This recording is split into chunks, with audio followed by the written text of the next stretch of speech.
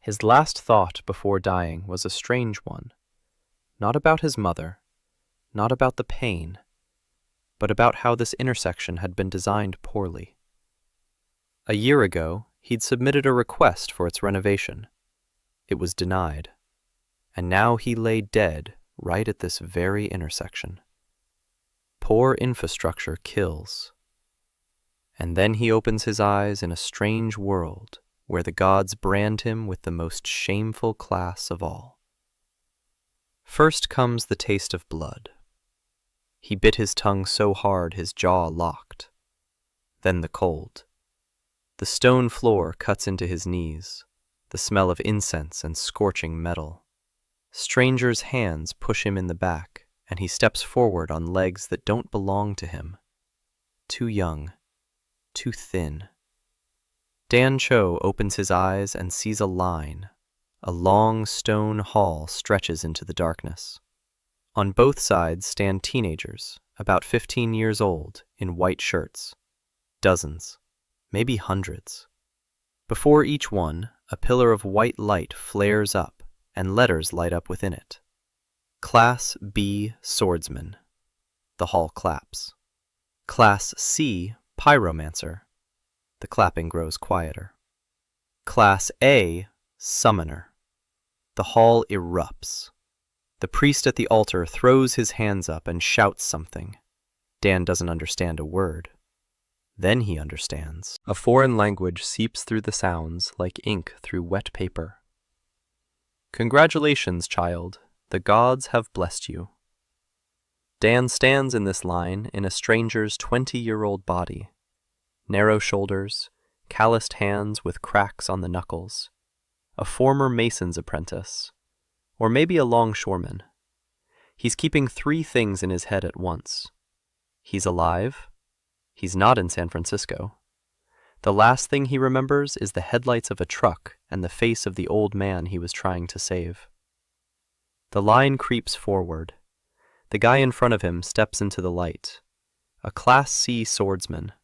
A snap. The guy walks out with a smile from ear to ear. Now it's Dan's turn. Someone's hand pushes him in the back. He steps forward. The light envelops him from all sides. Warm. Thick. As if he's stepped into an X-ray, only this X-ray is alive and curious about him. Letters form in the air. Slowly. One by one. The hall falls silent. The priest raises his head and looks at Dan the way people look at someone who shows up at a funeral in a swimsuit. A verdict hangs in the air. Bridge builder. Grade F. Silence. Absolute. Then someone in the back rows giggles. Then a second. Then the whole hall roars with laughter. The priest drops his hands. He doesn't even utter a blessing. He just waves them. Next, Dan stands in a fading pillar of light and watches the letters melt into the air. He doesn't know what Class F means in this world, but the laughter makes it clear. It's the bottom. He steps out. No one claps. 2 teenagers by the wall point at him. Useless. Trash class. An old servant waits by the door with a sign. There's a mark next to his name. Little Ash. A village on the outskirts of Westmarch. The attendant looks at Dan with such pity that he wants to look away. The carriage for the new warriors heads for the capital, and for him, a cart, with sacks of turnips. Dan nods, climbs in. The sacks reek of earth and sour milk. The horse starts moving. The Temple of Prize drifts away, and Dan thinks, not about being dead, not about his body lying on the asphalt in San Francisco, not about never seeing his parents again. He thinks the intersection was designed wrong. He always knew it. Now he knows it firsthand. The cart jolts along the road, and Dan stares intently at this world, beautiful and terrifying at the same time. To the right, the earth just drops off. Not a hill, not a slope. A vertical cliff plunges down into fog so thick you can't see the bottom, as if someone had torn a chunk of earth away from the rest of the world. To the left, yellow eyes glint between the tree trunks, motionless. Dan looks away. The coachman mutters that it's nothing. Gray wolves. They don't come out onto the road. Usually. Dan asks what usually means. The coachman is silent. 2 hours later, they cross the bridge, or rather, what's left of it. Stone piers jut out of the fog like rotten teeth. The span has collapsed. No one has repaired it. And here Dan looks at these supports with a professional eye. Rough-hewn stone set in clay mortar. No reinforcement, no load calculations, no drainage. Water pools in the joints. It freezes in winter. It tears the stone apart from the inside. The bridge was doomed from day one. And on the other side of the river, there are houses. Smoke from the chimneys. The village is cut off. Dan asks how they get there now. The driver says they can't. They have to go around via the pass. A 2-day journey. It used to take 10 minutes across the bridge. Dan is silent, but he remembers. And the farther the wagon goes, the clearer he sees. The world is broken everywhere. Roads end at precipices. Rope bridges sway over the void, and the ropes on them are frayed to the core. The coachman tells how last month a family of 4 tried to cross one such bridge. The mother and 2 children fell. The father stayed on this side. The driver says this calmly, as if talking about the weather. Because here, that is the weather. People fall. People die. A chasm stands between them and life, literally. And this is where the strangest part begins. Dan looks at this world through the eyes of a bridge engineer with 7 years of experience. Through the eyes of a man who designed the Bay Bridge reconstruction. Through the eyes of the grandson of the man who built bridges in Busan after the war. And he sees neither monsters nor magic. He sees an infrastructure disaster. 1,000 years ago, the world split apart. And in 1,000 years, no one has learned how to mend it. Not because they didn't want to, because they didn't know how. Their bridges are stone arches with short spans, 30 meters at most. They can't go any further. They don't know about trusses. They don't know about cable-stayed structures. They don't know about load distribution. They build by eye and on prayer. The bridges stand for 10 years and then collapse. People fall with them. Dan clenches his fists. The hands are not his own. Young. But his head is full of it all. Structural mechanics, statics, truss theory, calculating arches, the principle of a suspension bridge. 7 years of university and 7 years of practice. 14 years of knowledge in the head of a 20-year-old guy with an F grade in a world falling apart at the seams. The cart gets up, Little Yasin. The village clings to the edge of a shard. 20 houses. A palisade. Behind it, a forest, and beyond the forest, a cliff. The village elder comes out to meet him, a heavy-set man with a red face and hands like shovels. He reads a document. Bridge builder, Class F. He looks up. His eyes hold a mix of pity and irritation. The village doesn't need a bridge builder. The village needs a swordsman, or at least an archer. Anything useful. But since they sent him, they sent him. A bunk in the barn, 2 meals a day, work in the fields with everyone else. Dan nods. He doesn't argue. They show him the barn. Straw on the floor. A hole in the roof through which he can see the stars. He flops down on the straw and looks up. The stars are foreign. Not a single familiar constellation.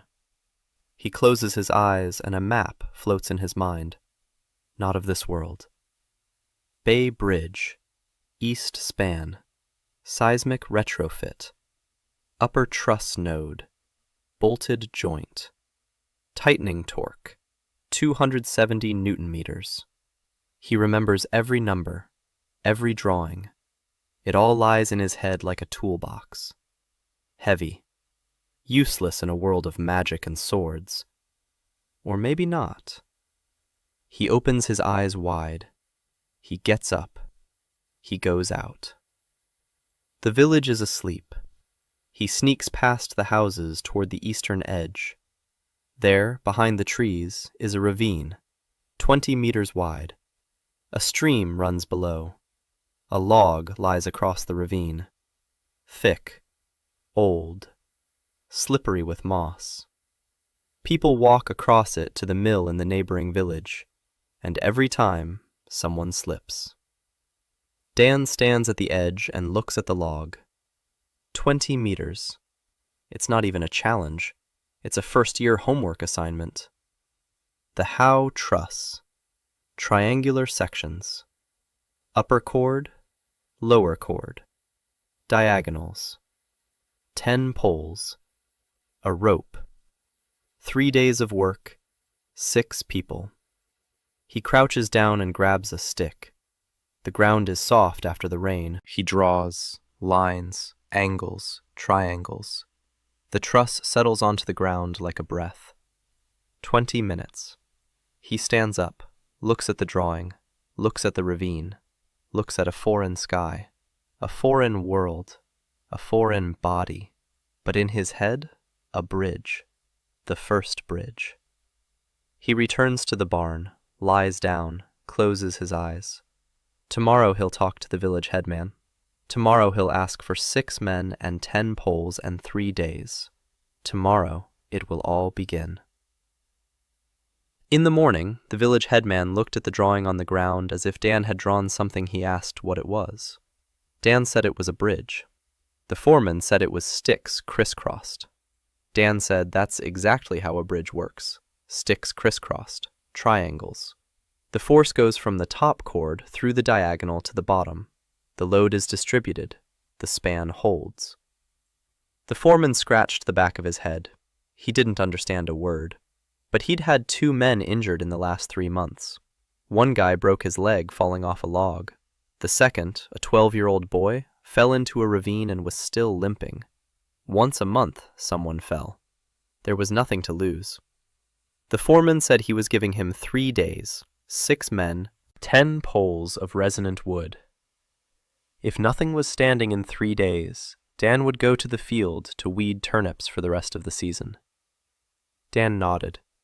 In the morning, he went to the ravine with 6 men. The men were strong, tanned by the sun, and used to hard work. But they looked at Dan as if he were a city fool. One of them, Uncle Jan, asked what the hell those triangles were.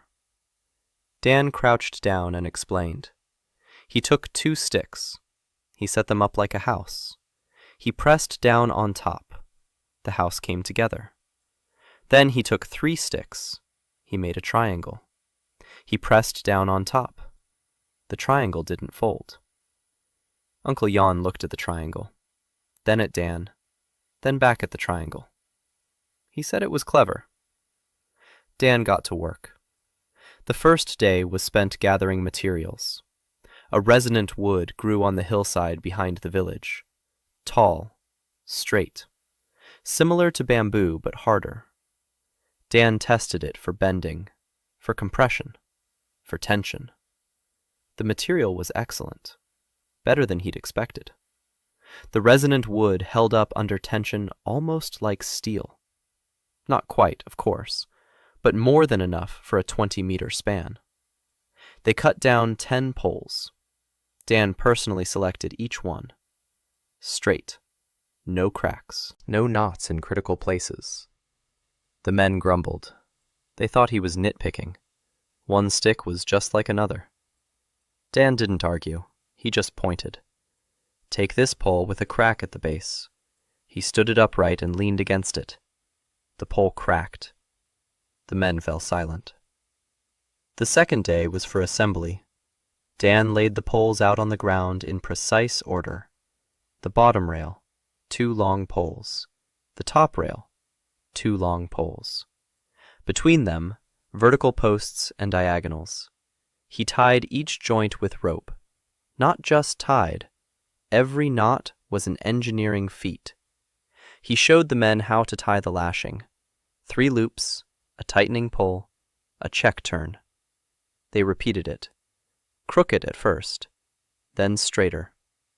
By lunchtime, the truss lay on the ground, 20 meters, flat, light, resembling a fish skeleton. Uncle John walked around it. He asked if this was the bridge. Dan said not yet. For now, it's a truss. The bridge will be tomorrow. The third day was installation, the hardest part. Dan hadn't slept all night figuring out the lift. He didn't have a crane. He didn't have a winch. 6 men and some ropes. He came up with a system. They lifted the truss onto its side at the edge of the ravine. They secured the base with rocks. On the other side of the ravine, Dan had driven 2 anchor stakes into the ground ahead of time. They threw the ropes across the ravine. 3 men on that side pulled, 3 on this side guided. The truss rose. It swayed. Dan shouted, "Stop!" Everyone froze. The truss hung over the ravine at an angle. Dan gave the command. Pull. More. More. The truss settled, right onto the support stones that Dan had stacked the night before with 2 men. The top cord lay flat. The bottom cord lay flat. The gap between the truss and the support was less than a finger's width. Uncle Jan whistled. Dan climbed over to the other side using a temporary rope and checked the fit. He wedged it in, secured it. Then they laid the decking. Boards across the truss, nailed down with wooden pegs. Dan added railings, simple ones, a pole at waist height on each side. The guys didn't understand why. Dan said the railing was needed so people wouldn't fall. Uncle Jan said they'd been walking across the log without a railing for 40 years. Dan said that was exactly why they fell. The bridge stood, 20 meters. Not a single support in the ravine. The Howe truss, made of resonant wood and rope, a deck of planks, railings on both sides. Terrifying, beautiful, alive. The men stood at the edge and watched. No one went first. Dan understood. He understood that the first step wasn't about engineering. It was trust. He took a step himself. The bridge swayed, barely noticeably. The truss took the load. The diagonals tensed. The lower cord was under tension, the upper under compression. Everything just like in the textbook. Dan walked to the middle, stopped, stomped his foot. The bridge hummed, evenly, cleanly, like a string. He walked to the end, turned around. 6 men were standing on the other side, watching. Dan waved his hand. Uncle Jan went first. He walked slowly, holding on to the railing. He stopped in the middle, looked down, looked at Dan. Said, "Those damn triangles work." Dan almost smiled.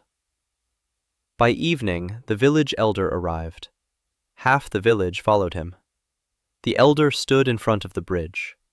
He looked at the structure. He looked at Dan. He said he would go first, because if the bridge collapsed, the stranger would be to blame, not him. Dan didn't object. The village head stepped onto the bridge. He crossed it. He came back. He crossed it again. He was carrying a sack of grain, 30 kilograms. The bridge held. The village headman crossed a third time. He was leading a cow. The cow walked reluctantly. She resisted, but she went. The bridge held. The cow reached the other side. The bridge held. By evening, 40 people had crossed the bridge. Men, women, children, old people. Some carried grain. Some led livestock. Someone just walked. Because they could. Because for the first time in years, they could cross to the other side without risking their lives. The miller from the neighboring village stood on the other bank and watched the people coming toward him. For 20 years he had taken in grain once a month, when it arrived, when they didn't die. Today, 6 people came to him in a single evening. He wiped his with his sleeve and kept saying he hadn't had a harvest like this in 20 years. Dan sat on the edge of the bridge. He dangled his legs over the ravine. He looked down. Far below, a stream glistened. The wind howled through the windmills. The bridge sang. Something flashed before Dan's eyes. A glowing window, translucent, visible only to him. The letters formed. Bridge Builder, Level 2. He stared at the inscription. Level 2. Yesterday was Level 1. 3 days of work, 6 men, 10 poles, and 20 meters. And Level 2. He didn't know what that meant. Didn't know how many levels there were. Didn't know what awaited him at the 3rd, on the 10th, on the 100th. But he knew one thing. The bridge stands. People walk across it. And if the bridge stands because he built it, then maybe Class F isn't the bottom. Maybe Class F is the beginning. Dan sat there for another minute. Then he stood up. He brushed off his pants. He went into the barn. Tomorrow he would talk to the village headman about the second bridge. To the northwest of the village was another ravine, wider, deeper. No one ever crossed it. And beyond it, according to the coachman, was a farm, abandoned. 3 years ago, the owner left because he couldn't transport the harvest. Dan lay down on the straw and closed his eyes. The blueprint was already in his head. The second bridge was more complicated. The ravine northwest of Malayasan was 35 meters wide and twice as deep as the first. At the bottom, not a stream, but rocks. Sharp. Black. A fall from there meant death. Dan walked along the edge for 2 days, studied the soil, poked at it with a stick, brought rocks to the barn and smashed them to examine the structure. Local limestone. Porous. Weak under compression. Unsuitable for supports without treatment. But nearby, on the riverbank, there was sand. Clean, fine-grained. And Dan also found an outcrop of gray rock on the slope. He poked at it with a knife, tasted it, spit it out. Ash limestone. The locals used it as construction debris, to fill in pits. Dan, however, saw something else. If you fired this stone in a kiln and then mixed it with river sand and water, you'd get a mortar. Not concrete, of course, but something close. His great-grandfather had made Portland cement using the same principle. Limestone plus clay plus firing. There was no clay here, but the ash-colored stone contained enough impurities. Dan asked the village headman for access to the village kiln. The headman asked why. Dan said he wanted to fire the stone. The headman looked at him for a long time. Then he waved his hand. Go ahead. Dan loaded the kiln with ash limestone. He fired it for 12 hours. The men hauled firewood and twirled their fingers at their temples behind his back. When the had cooled, Dan pulled out the fired pieces. He ground them into dust with a wooden mortar. He mixed it with sand. He added water. He stirred it. It turned into a gray paste. He poured it into a wooden mold. He left it for 2 days. On the 3rd day, the paste turned into stone. Not marble, not granite, but stone. Hard, strong. Uncle Jan tried to break it with a hammer. He didn't break it. He tried again. It cracked, but didn't crumble. Uncle Jan looked at Dan. For the first time, There was no mockery in his eyes. Dan built the second bridge in 2 weeks, not 3 days, because this bridge was different. 2 stone piers at the edges of the ravine, cast from his homemade mortar. Inside each pier, a wooden frame for strength. The span was made of sound wood, a Warren truss this time. The diagonals alternated up and down, even load distribution. 35 meters. The deck was wider than on the first bridge. A wagon would pass. Railings, drainage grooves along the edges of the deck so rainwater doesn't pool. He worked from dawn till dusk. There were 10 men now. 4 came on their own, not because they believed, because the first bridge was standing. That was an argument stronger than any words.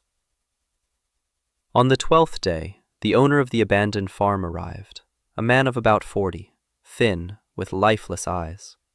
He had lived with relatives in a neighboring village for 3 years, and every day looked across the ravine at his house, which he could not reach.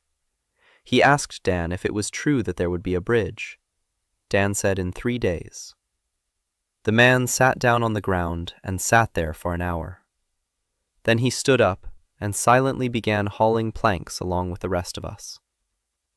The bridge was completed on the 14th day, 35 meters long, supports made of homemade mortar, a truss of resonant wood, decking, railings, drainage. The farm owner was the first to cross.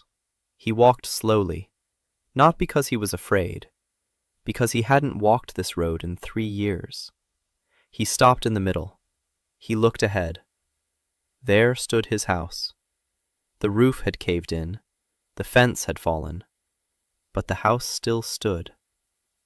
He walked to the end of the bridge, opened the gate, stepped into the yard. Dan didn't see what he was doing in the yard, but when the man returned an hour later, his eyes were no longer dull.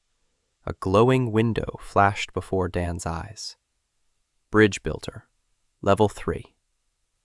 Dan began to understand the system. The level didn't increase from construction. The level increased from usage. The more people crossed the bridge, the faster the level rose. The first bridge gave him level 2 in a single evening because 40 people crossed it. The second bridge gave him level 3 in a single day because 1 person crossed it. But that 1 person returned home. Maybe the system counted not the number of feet, but the weight of the event. Dan didn't know, but he remembered. A week later, a merchant from Greyhall arrived in Malayasan, a city 2 days' journey away. The merchant was carrying fabrics and spices. He had heard that someone in Yasan was building bridges, real bridges, not logs or ropes. The merchant looked at both bridges. He touched the railings. He walked across each one 3 times. He tapped his foot on the decking. Then he found Dan and asked how much a bridge like that cost.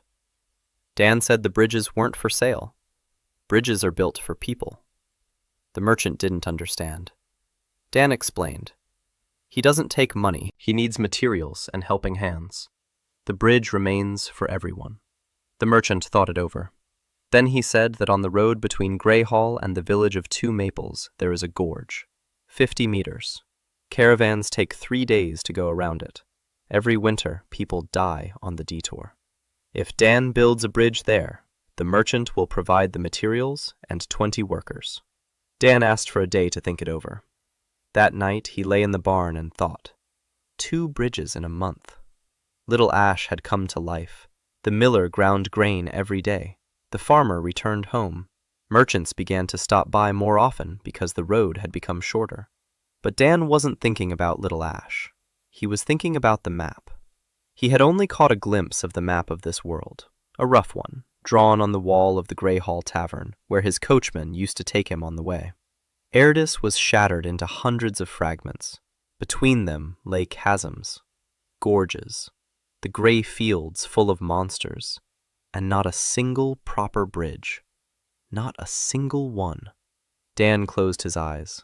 In his mind, the map began to come to life, not as a picture, but as a graph, points and lines, nodes and connections. Every city is a node, every bridge is a connection. 3 bridges in the right places connect 5 isolated settlements into a single. 5 bridges in the wrong places connect nothing. Systems thinking, graph theory, network connectivity. These aren't just bridges. This is infrastructure. In the morning, Dan told the merchant he agreed, but he needed a map, a detailed one, with distances and elevations. The merchant said there were no such maps. There are only rough sketches. Dan said that in that case, he needed a cartographer. The merchant laughed. He said the best cartographer in the area was a red-haired girl from the Royal Guild, but she was expelled for heresy, for drawing bridges on maps that didn't exist. Non-existent bridges, dotted lines across chasms. The guild said it was fantasy and heresy. The girl told the guild where to go.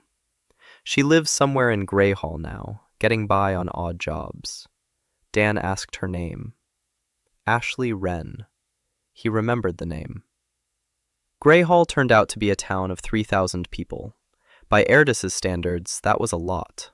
Stone walls, a market, 2 taverns, a garrison of 30 soldiers, and not a single bridge for 10 kilometers around. Dan arrived with a merchant in his cart. On the way, he looked around. He counted. 3 cliffs, 2 ravines, 1 gorge. Each cut through the road. Each added hours and days to the journey. Each killed people. In Greyhall, Dan's first stop was to look for Ashley Wren. The merchant said she lived in the lower town. The lower town was cramped, dirty, and smelled of fish. Dan asked people. A cartographer, a redhead, expelled from the guild. People shook their heads. Then an old man pointed to a door at the end of an alley. Dan knocked. A girl of about 26 opened the door. Redhead, freckled, wearing men's pants, with an ink stain on her cheek. She looked down at Dan, even though she was half a head shorter than him. She asked what he wanted. Dan said he needed a cartographer. She said she wasn't a cartographer. She was a former cartographer. Big difference. Cartographers are supported by the guild. Former cartographers aren't supported by anyone. Dan said he didn't need the guild. He needed someone who drew bridges on maps. Ashley froze. Her face changed. Wariness. Anger. Pain. She said that if he'd come to laugh at her, he could turn around and leave. The whole town had already laughed at her. The whole guild. All of Westmarch. Dan said he wasn't laughing. He said he'd built 2 bridges in Little Ash, and was planning to build a 3rd. And he needed a map. Not the kind one hanging in the tavern. A real map. With elevations. With distances. With geology. With markings showing where you can build and where you can't. Ashley looked at him for 10 seconds. Then she turned and walked to the back of the room. She returned with a roll of paper. She unrolled it on the table. It was a map. Huge. Detailed. 3 years of work. Every fragment of Erdis. Every gorge. Every chasm. And dotted lines. Thin, precise, dotted lines. Bridges. Dozens of bridges. Hundreds. In places where there aren't any. In places where they could be. Dan leaned over the map. His heart was pounding. He traced the lines with his finger. Here, and right here. Ashley hadn't drawn the bridges at random. She'd drawn them in the right places. Not all of them. Some were useless. Dan saw that right away. This bridge connects 2 dead settlements. No traffic. No point. But this one. Dan poked it with his finger. This bridge. Between Greyhall and Silverspire. If it were built, the 3 shards would gain a direct trade route. The economy of the 2nd shard will grow by a 3rd. He said it out loud. Ashley sat down. slowly. She looked at Dan as if he were a ghost. She said he was the first person in 3 years who had looked at her map and seen not heresy, but economics. Dan said he didn't see economics. He sees connectivity, a graph, nodes and connections. 3 bridges in the right places change everything. 20 bridges in random places change nothing. Ashley was silent for a minute. Then she stood up. She pulled a bag from the corner. She put 3 maps and 6 pencils into it. She turned to Dan. She asked when to leave. They left Grey Hall the next morning. The merchant provided a wagon and 20 sacks of grain to pay the workers. The road to Two Maples Gorge took 2 days. Along the way, Ashley talked non-stop. She told them about every fragment they passed: population, resources, trade routes, problems. She knew everything. She had spent 3 years of solitude, not wallowing in self-pity, but studying every inch of the land around her. Dan listened and memorized. A map was taking shape in his mind, filled with data. Not just lines, living lines. Behind each one were people, grain, livestock, children who hadn't seen their grandmothers on the other side. The Two Maples Gorge was 50 meters wide, 100 meters deep. Nothing at the bottom. Mist. Thick. Yellow-green. Poisonous, according to the locals. Dan stood at the edge and looked. 50 meters. This wasn't the Howe farm anymore. This was serious, but doable. He crouched down and began sketching. Ashley stood nearby, watching, silent for the first time. Dan was drawing on the ground. 2 stone supports at the edges, cast from mortar, tall, 4 meters above ground level. From them down to the base, buttresses for stability. A span between the supports. A Pratt truss. It differs from the Howe and Warren trusses in that the vertical members are in compression and the diagonals are in tension. For soundwood, this is ideal because soundwood diagonals can withstand tension, and the verticals can be made from ordinary oak. A 50-meter span. 2 intermediate suspension supports on cables made of woven vine. The vine grew everywhere here. Thick. Strong. Dan checked. 3 strands woven together could hold the weight of a bull. Double-decking. The bottom layer is longitudinal, the top layer was transverse. Between them was a layer of compacted earth for rigidity, railings, drainage. And one more thing. Dan added wind braces to the drawing. Diagonal elements between the truss and the decking, to counter side winds. The gorge was deep. The wind howled through it like a pipe. Without the braces, the bridge would sway. With the braces, it would stand firm. Ashley looked at the drawing. She didn't understand the engineering details, but she understood something else. She understood the scale. This bridge was 2.5 times longer than the previous one. She asked how long it would take. Dan said 3 weeks. She asked how many people. 25. She asked if it would work. Dan looked at her. He didn't smile. He didn't joke. He said it would work. Construction took 22 days. 20 workers from the contractor, 5 locals from the village of Two Maples. Dan worked with them from dawn to dusk. He didn't boss them around from above. He hauled stones, mixed mortar, tied knots. His hands were covered in calluses upon calluses. Ashley kept track of everything. She recorded material usage. She counted man days. She drew up preliminary diagrams according to Dan's instructions. She turned out to be more than just a cartographer. She was an organizer. While Dan was building, she made sure the men ate on time, that the tools were sharpened, that the shifts rotated. On the 10th day, the first accident happened. A worker slipped off a support. He fell 3 meters. He broke his arm. Dan stopped work for half a day. He made safety ropes for everyone working at height. He tied each person in personally. The workers grumbled that it was uncomfortable. Dan said that falling into the ravine and dying was uncomfortable. The grumbling stopped. On the 15th day, the truss was laid onto the supports. 50 meters, the longest bridge on this side of Westmarch. The workers stood and looked at the structure. Some shook their heads. They didn't believe it would hold. Dan believed it would. He knew his calculations. On the 22nd day, the bridge was ready. The deck, the railings, the drainage, the wind braces.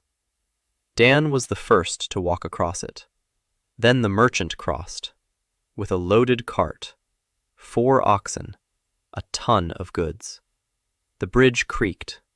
The truss took the load. The braces countered the crosswind. The cart crossed. The merchant stopped on the other side. He turned around. His face bore the expression of a man who had just witnessed the impossible become possible. He said that this bridge would save him 3 days' travel each way, 6 days round trip. That's 2 extra caravans a year. In 2 years, he'd recoup his entire investment tenfold. Dan nodded. He knew. The glowing window. Bridge builder. Level 5. 2 levels for 1 bridge. Because caravans would travel across this bridge. Hundreds of people. Thousands of tons. The system calculated the potential. Not today's legs, but tomorrow's. Ashley stood nearby. She unfolded her map, found the 2 Maples Gorge, took a pencil, carefully traced the dotted line with a solid one. The first bridge on her map became real. She looked at Dan. Her eyes were shining. She said she still had 200 dotted lines on her map. Dan looked at the map. 200. He looked at his hands, calloused, scraped, covered in mortar dust. 200 bridges. 1 lifetime. He said they'd better hurry then. Over the next 2 months, Dan and Ashley passed through 4 villages. In each one, Dan built a bridge over a stream near the village of Krasny Rov. 12 meters, a simple beam structure, 2 days' work.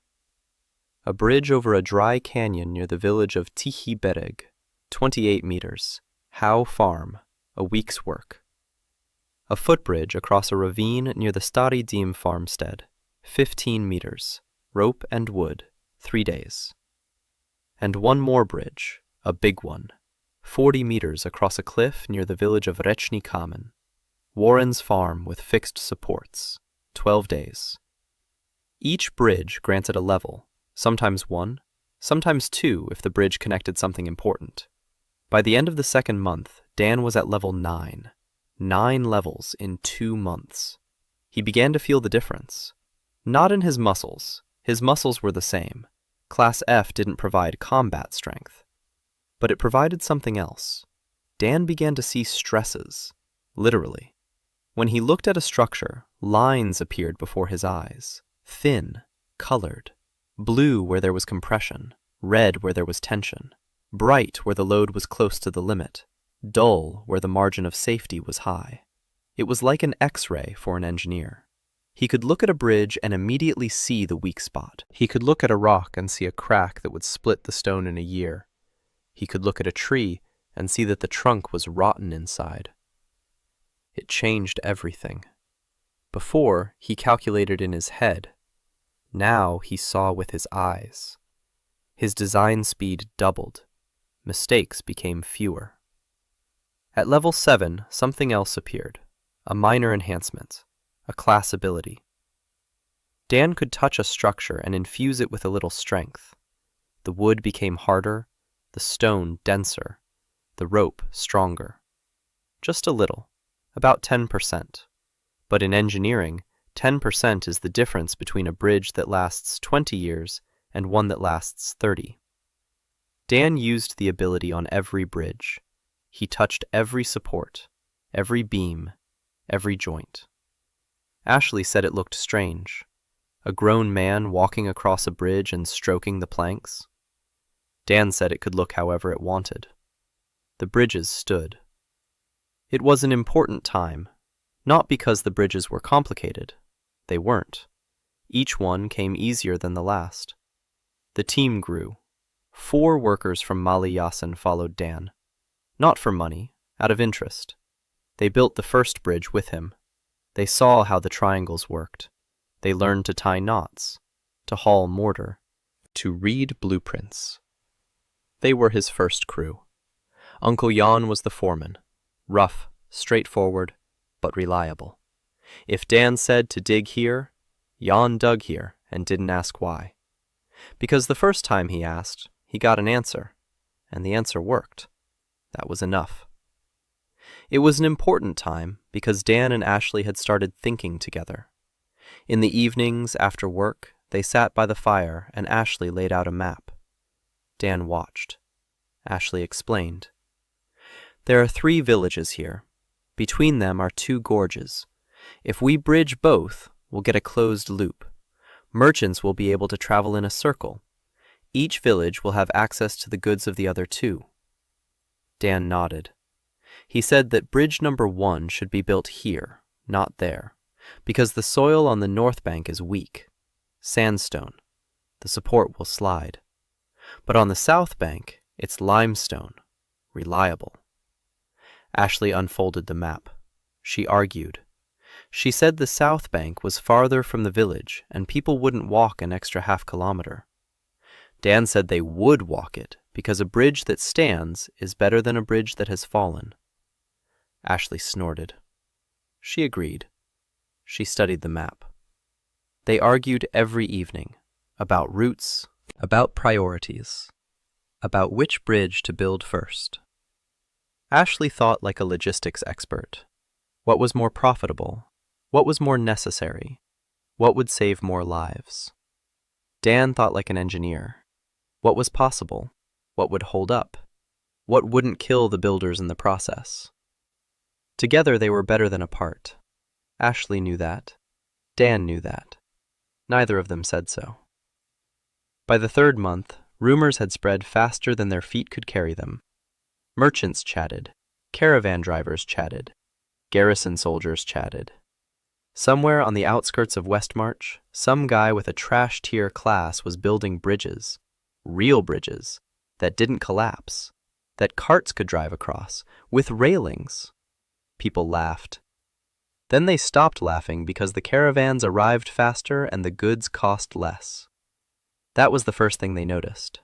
Prices.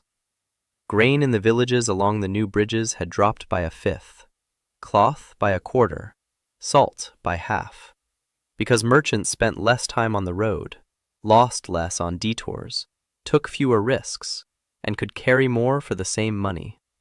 Economics, as simple as a triangle.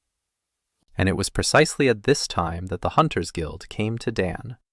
Not to him personally, to the bridge across the 2 Maples Gorge. Dan was in River Rock when he was told. 4 men in leather jackets bearing the guild's crest arrived at the bridge. They walked across it. They looked at the structure. And left. They didn't do anything. They didn't say anything. They just looked. Ashley said that was bad. Dan asked why. She explained. The Hunters Guild isn't just a group of monster hunters. It's a monopoly. The only force in the Westmarch that guides caravans through dangerous lands. They take up to half the cargo as a guide fee. Half. Every merchant in the Westmarch pays the guild. Every caravan feeds the guild. And Dan's bridges make the caravans safe. Bridges shorten the journey. Bridges eliminate the need for guides. Every new bridge is a blow to the guilds. As long as there were only 2 or 3 bridges, the guild didn't notice. Now there are 7 bridges. Merchants on Dan's routes have stopped hiring guides. Why pay half the cargo when you can cross the bridge for free? Dan was silent. He hadn't thought about that. He thought about loads and soils and elevations, not about politics, not about money, not about the fact that every bridge is someone's lost income. Ashley said it was time for him to start thinking, because the guild was thinking, and the guild wasn't used to losing money without a fight. A week later, Dan got confirmation. He, Ashley, and the crew were heading to the site of their next construction project, Black Eagle Gorge, 80 meters, the most ambitious project to date. On the way, a mercenary intercepted them. One, not the strongest, a Class C swordsman, but for Dan, with his F-class, that was enough to die. The mercenary stepped out of the woods and silently drew his sword. He didn't introduce himself. He didn't explain why. Dan understood anyway. The group froze. Uncle Jan grabbed an axe, but it was a carpenter's axe, not a battle axe. And Uncle Jan was a carpenter, not a warrior. The mercenary took a step forward. And then a woman stepped out from behind the cart. Tall, calm, with a spear staff on her back. She had been standing in the shadows the whole way. Dan had noticed her that morning. She had been following them from River Rock. She hadn't come closer. She hadn't spoken. She had just walked. Now she had stepped out. She took the staff from her shoulder. She looked at the mercenary. The mercenary looked at her. And Dan saw his face change. The mercenary recognized the staff. White wood with a silver pommel, the staff of a warrior priest of the Order of the Morning Dawn. The mercenary said he didn't want any trouble with the order. The woman said she hadn't been in the order for a long time, but the staff remembers. The mercenary thought for 3 seconds. Then he sheathed his sword and walked into the forest, without a word. Dan stood on the road and looked at the woman. She was about 28, maybe 30. Tall, short-cropped dark hair, a calm face, empty eyes. Not angry, empty. Like the windows of a house that has long been uninhabited. She said her name was Kim Se-a, a former priestess of the Order of the Morning Dawn. Former, because her squad had perished in the gray fields 2 years ago, and the gods had not answered her prayers. She had lost her faith, lost the order, lost her purpose. She was wandering wherever her eyes took her, and her eyes led her to River Rock. There she saw a bridge across a cliff, with railings, with decking, with drainage. People were walking across it. They weren't afraid. They didn't fall. They just walked. Seah stood by the bridge for an hour. Then she asked who had built it. They told her. A guy with an F-class. A bridge builder. Seah went after him. She didn't know why. Maybe because for the first time in 2 years, she saw something that made sense. Dan was silent. Then he asked if she knew how to fight. Seah raised an eyebrow slightly. It was the first sign of life on her face. She said yes. Dan said he needed someone who knew how to fight, because he didn't, and the people with swords were already coming. Seah nodded. She stood silently next to the cart, and walked on, with them. Ashley looked at Dan, looked at Seah, looked back at Dan. Said they a team now. Dan said they had a problem now, because the guild had sent 1 mercenary. Next time they'd send 2, and then 10. Ashley said that meant they had to build faster, before the bridges became too important to be broken. Dan looked at the map. Black Eagle Gorge, 80 meters, the biggest bridge of his life.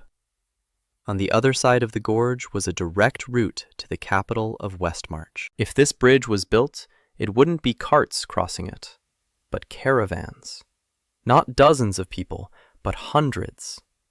And then it could not be ignored. Not by the guild, not by the king, Not by anyone. He folded the map. They moved on, the three of them. Dan, Ashley, Sa'a, and Uncle John's crew behind them. Ahead lay Black Eagle, 80 meters of emptiness, and the first real enemy. The Black Eagle Gorge opened up before them on the 4th day of their journey, 80 meters from edge to edge. Dan stood on the cliff's edge and looked down. The bottom was not visible, only fog. Thick, gray, smelling of something sour. Sounds came from the fog, not the wind, something alive, a screech, a rustle, sometimes a cry, high-pitched and distant. Ashley said that wyverns lived at the bottom of the gorge, small ones, about the size of a dog, but toothy and pack-hunting. They sleep during the day. At night, they take flight along the walls of the gorge and hunt anything that moves at the edge. The locals don't go near the cliff after sunset. Dan remembered that. He walked along the edge for 2 days, studying the ground. The north bank, limestone, dense, with veins of quartz, excellent support. The south bank is worse, sandstone on top, but beneath it, a meter deep, there's bedrock. If he could dig down to the rock and set the foundation on it, it would hold. Dan sketched. This bridge couldn't be a simple truss, 80 meters. For a wooden truss without intermediate supports, that's the limit. A different design is needed. Dan thought for 3 evenings. He sat by the fire and drew with a stick on the ground. Ashley sat nearby and said nothing. Sa'a sharpened the tip of her staff and watched the darkness. On the 3rd evening, Dan found a solution. A combined system. A stone and wood viaduct. 2 massive supports on the banks, 7 meters high each, cast in mortar with a wooden frame inside. From each support, sloping struts down into the gorge wall. The struts rest against the rock and transfer part of the load to the wall. This shortens the working span, not 80 meters, 60. And 60 meters is a Pratt truss reinforced with an upper brace. Softwood for tension, oak for compression. Double-decking, reinforced railings, wind braces every 4 meters. Dan showed the drawing to Ashley. She looked at it. She said it was beautiful. Dan said it's beautiful when it doesn't fall.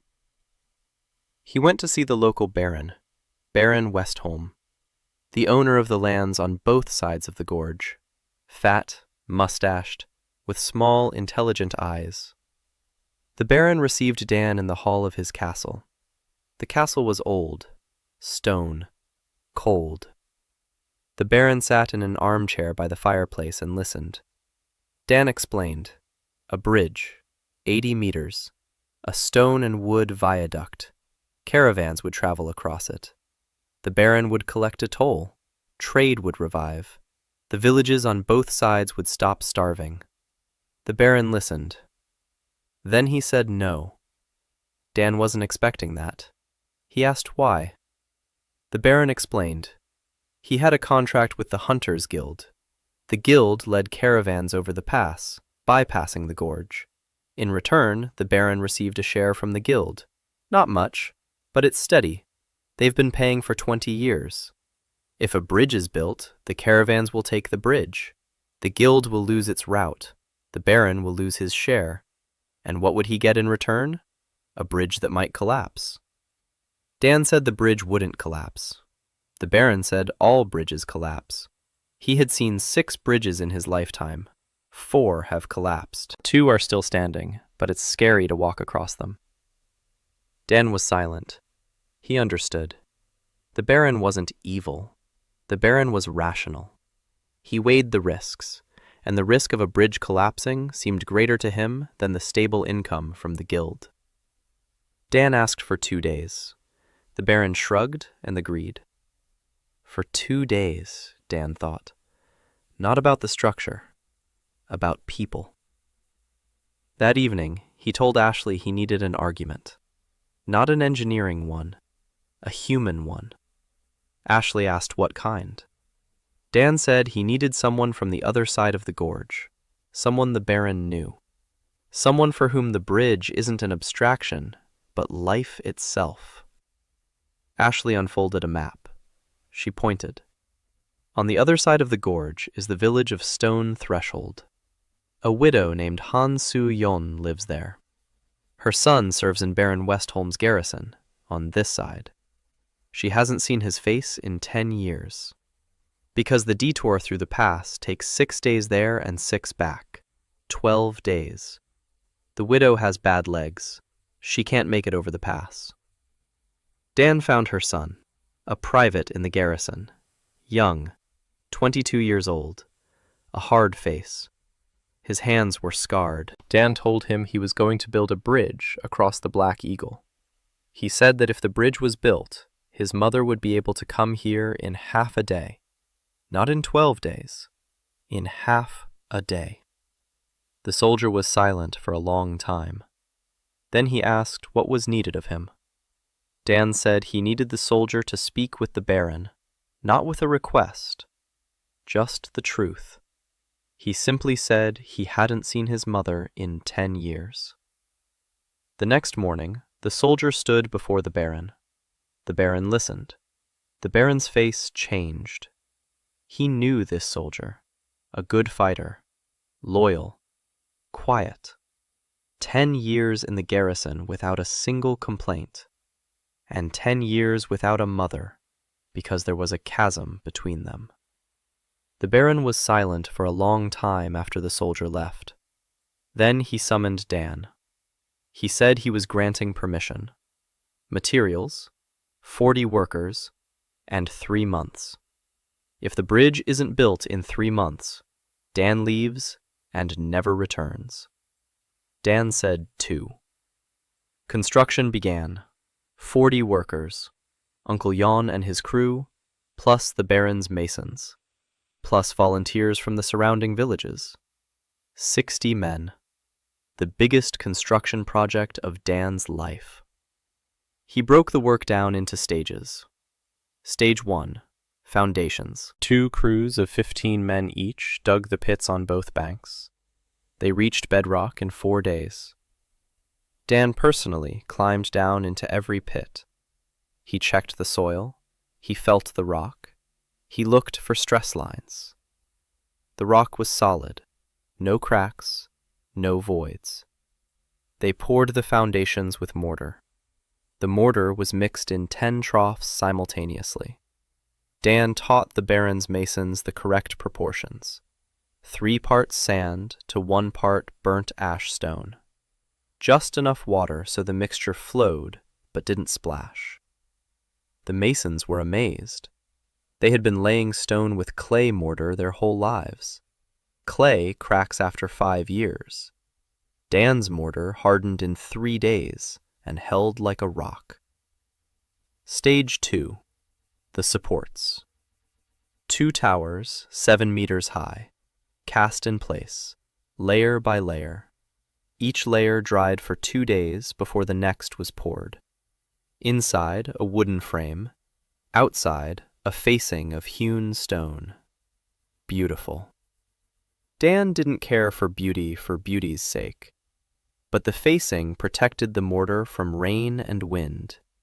It was functional beauty, the most honest kind. Stage 3. Braces. The most dangerous part. They had to descend 30 meters into the gorge and drive anchor beams into the rock face. Dan did the calculations himself. Each anchor had to hold 20 tons. Sea belayed the workers as they descended on ropes. She stood at the top and held the ends, silently, reliably.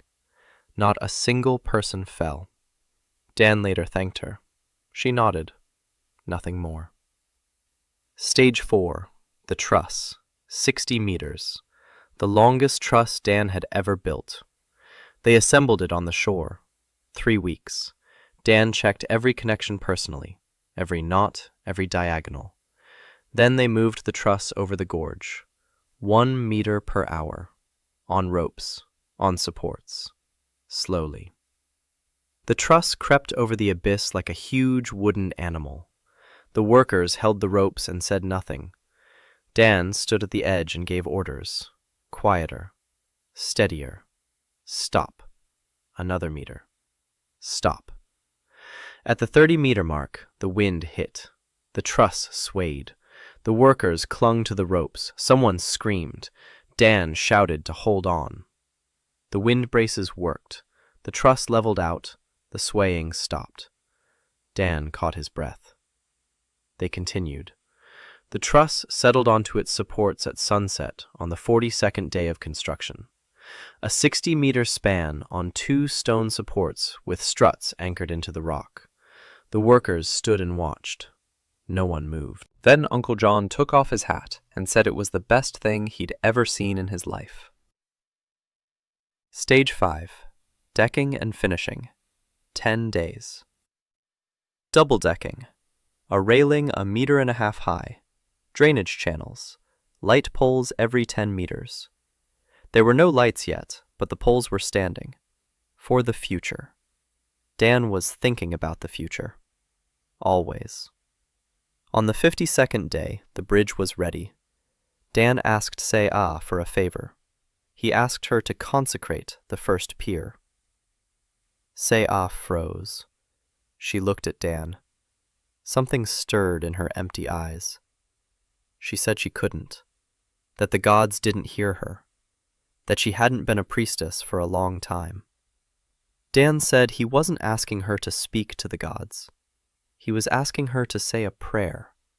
For the pillar, for the stone, for the people who would walk across this bridge. Se-Ah stood by the pillar. Her hand rested on the stone. She was silent for a minute. 2.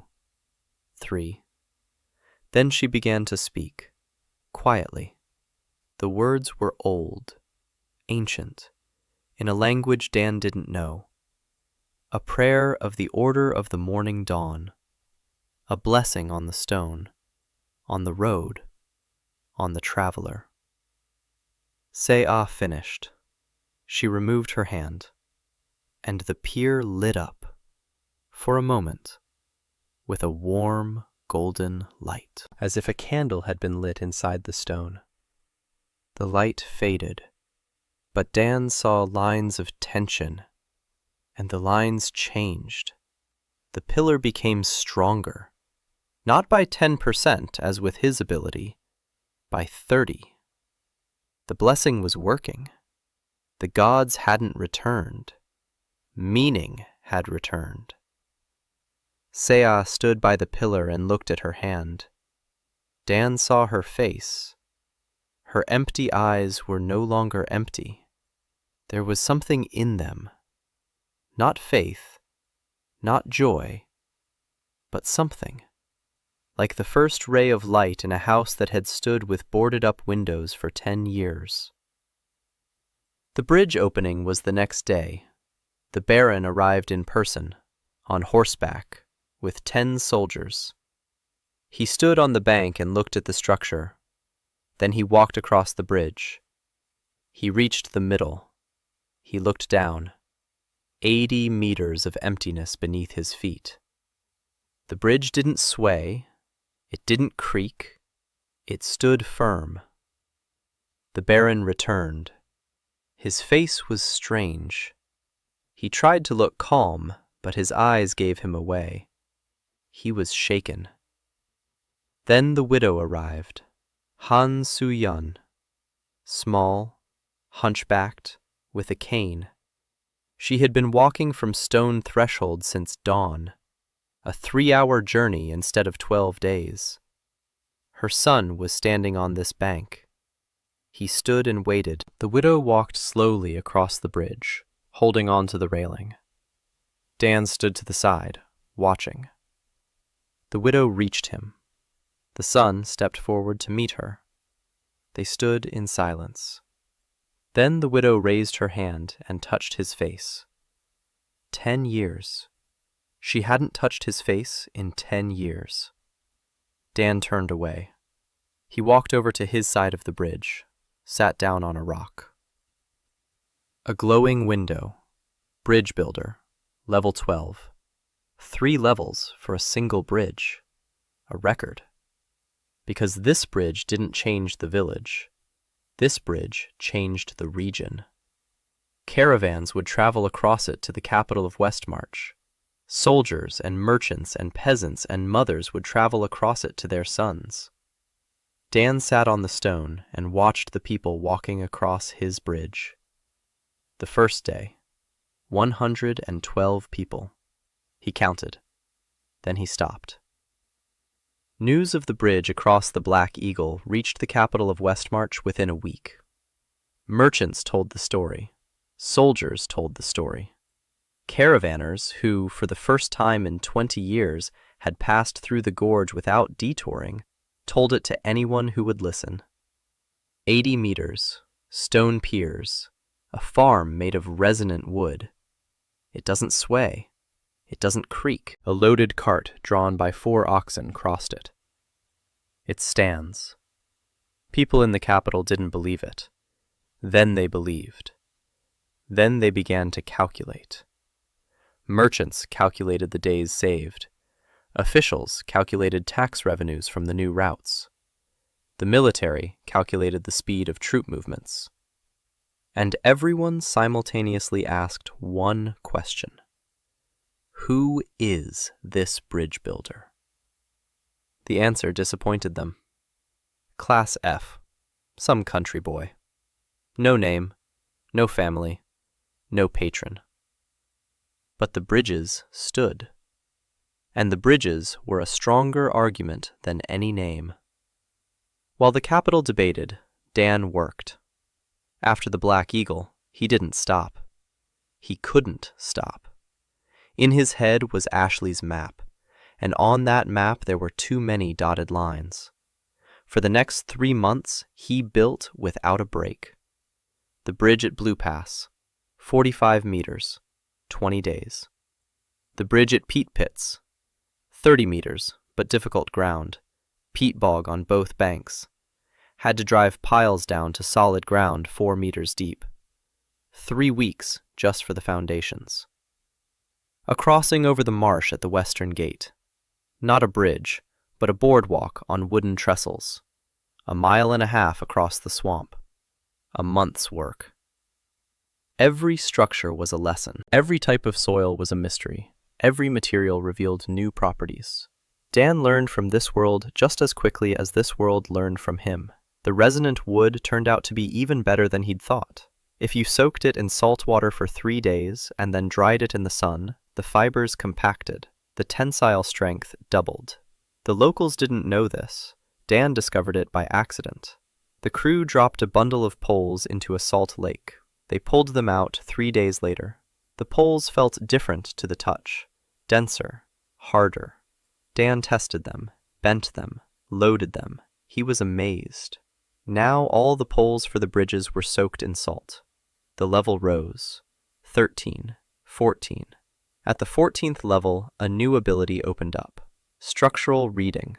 Dan could place his hand on a stone or a tree and sense the entire structure, every tension, every weakness, every crack that would appear in a year. It was as if the bridge were speaking to him, not with words, with sensations, a vibration in his fingertips. It was an incredible ability. No engineer on Earth could have dreamed of such a thing.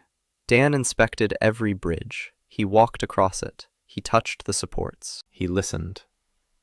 Once, structural sensing saved lives. The bridge at Peat Pits had been standing for 3 weeks. Hundreds of people had crossed it. And suddenly, Dan sensed something was wrong. He turned back, placed his hand on a pier, and realized. The left pile had sunk.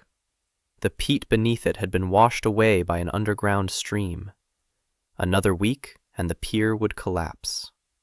He stopped traffic on the bridge 2 days before the pile had visibly shifted. People grumbled. They didn't understand why a working bridge needed to be closed. Dan didn't bother explaining. He brought in a crew, driven in 3 additional piles, reinforced the support, reopened the bridge. A week later, the peat bog had indeed settled exactly where Dan had said it would, but the bridge stood. People stopped grumbling. They began to respect him. Ashley kept count. 10 bridges, 11, 12. On her map, the dotted lines turned into solid lines. Slowly, one by one, but they were turning. She wasn't just counting bridges, she was counting the impact. Grain in the villages along the new routes had dropped in price by a quarter, cloth by a third. Medicinal herbs that previously didn't reach remote settlements now arrived in 2 days. For the first time in 5 years, the healer from Greyhall was able to visit the village beyond the Black Eagle. 3 children survived because the healer arrived in time. Ashley wrote down their names. Dan didn't ask her to. She did it on her own. At the same time, Dan began to think about magic for the first time. Not about his own ability, about local magic. Runes. In Erdis, runes were used everywhere. On weapons, on armor, on city walls. Runes kept monsters away. Runes strengthened steel. Runes lit fires without wood. But no one used runes on bridges. Dan asked Sa'a why. She explained. Runes are applied to flat surfaces. A wall, a blade, a shield. A bridge isn't a flat surface. A bridge is a 3-dimensional structure. Runes don't work on 3-dimensional structures. The power gets diluted across the structure and dissipates. Dan thought about it. Diluted across the structure. Dissipates. He saw it differently. If the power is diffused throughout the structure, that means the structure conducts the power, just as a wire conducts electricity. The question isn't whether runes work on a bridge. The question is how to direct the flow. He thought about it for a week. He drew diagrams. He recalled what he knew about structural resonance. Every bridge vibrates. Every bridge has its own frequency. If the wind or a footstep matches that frequency, the bridge sways. The Tacoma Narrows Bridge, a classic of engineering, destroyed by resonance in 1940. But what if resonance were used not for destruction, but for conducting? What if runes were applied at the key points of the truss, where the diagonals meet, where the load is greatest, where the vibration converges into a bundle? Then the rune would not be concentrated. The flow would follow the structure's geometry, along the upper chord, along the lower chord, along the diagonals, like current through wires. Dan explained Sea's idea. She listened. For the first time in all their time together, something resembling interest appeared on her face. She said it was madness. No one had ever... Dan said that no one had built bridges that way either, until he came along. They tried it on a small bridge, a pedestrian crossing at the west gate, 12 meters. Dan calculated the key points. Sa'a inscribed the runes. Repulsion, the simplest rune against small monsters, usually works within a 2-meter radius of the inscribed surface. Sa'a inscribed the rune on the central node of the truss, where the 4 diagonals converged, the point of maximum stress. She activated it. The rune flashed and went out. Sea said it hadn't worked. Dan said wait. He placed his hand on the truss. Structural reading. And he felt it. Power was flowing, along the top belt, forward, toward the supports, downward, along the verticals, along the diagonals, throughout the entire structure. The rune did not go out. The rune spread. The repulsion worked not just within a 2-meter radius of the point of application. The repulsion worked across the entire bridge, all 12 meters, every plank, every pole, every nail. The whole bridge became a rune. Sea stood silently on the bridge. Then she sat down. Then she said it was impossible. Den said it was possible. Geometry conducts power. The truss is a conductor. The rune is the source. The bridge is an amplifier. Sea said that if this was true, then Dan's bridges might not just stand. They could defend, repel monsters, strengthen themselves, heal cracks. It all depends on the rune. Dan nodded. He knew. He had already thought of this. The bridge across the gray fields, enchanted, with repelling runes along its entire length. Monsters won't come near. Caravans will travel unescorted. The Hunters' Guild won't lose its route. The guild will lose its reason for existing. A glowing window. Bridge builder. Level 14. Dan sat on the rune bridge and looked up at the sky. Far to the south, beyond the horizon, something flashed. A lightning bolt. Or maybe not. He didn't pay attention. In vain. The invitation from King Westmarch arrived in the 17th week. A messenger in the royal colors found Dan at the construction site near the Blue Hills. He handed him a scroll, the seal of the royal house. Dan unrolled it. Ashley read over his shoulder. King Hyun-ha III of Westmarch invited master builder Dan Cho to court to discuss state projects. The wording was polite, but between the lines, something else was clear. It wasn't a request. It was an order. Ashley said he couldn't refuse. Declining the king's invitation would be an insult to the crown. Dan said he would go. The capital of Westmarch was called Crondale, a city of 20,000 people. 3 rows of stone walls, towers, markets, temples, the royal palace atop a hill.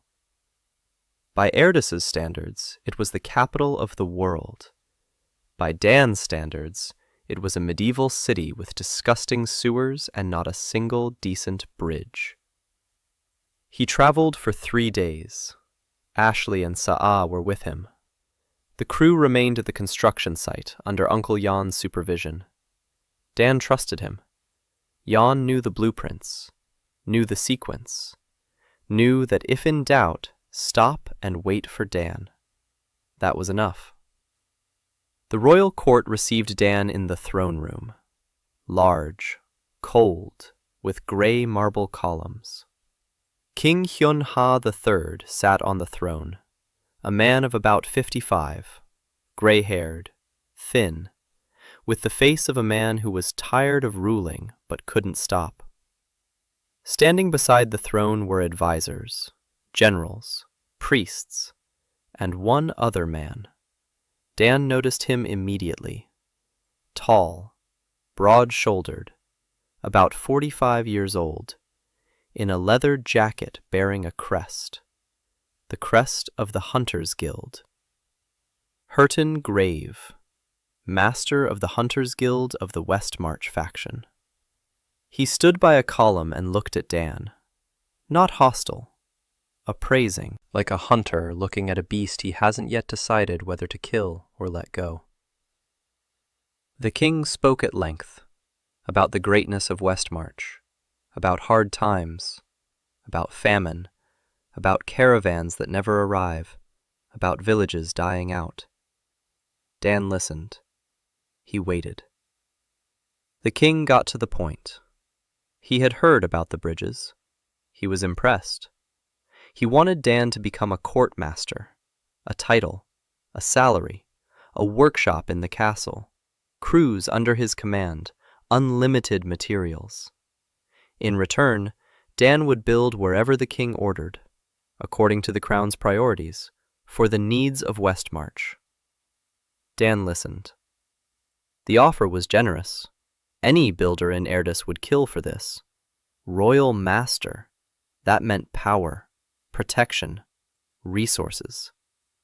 But Dan heard the key point. Wherever the king ordered, according to the crown's priorities. That meant bridges would not be built where the people needed them, but where the king needed them. Military crossings, bridges to the mines, roads for tax collectors. Not for the widow who hadn't seen her son in 10 years. Not for the miller whose hands ached. Not for the farmer who hadn't been able to reach his home in 3 years. Dan looked at the king, then at Hurton Grave by the column. Grave was looking at him with a slight smirk. He knew what Dan would say. Everyone knew. Except the king. Dan said he was grateful for the honor, but he was forced to decline.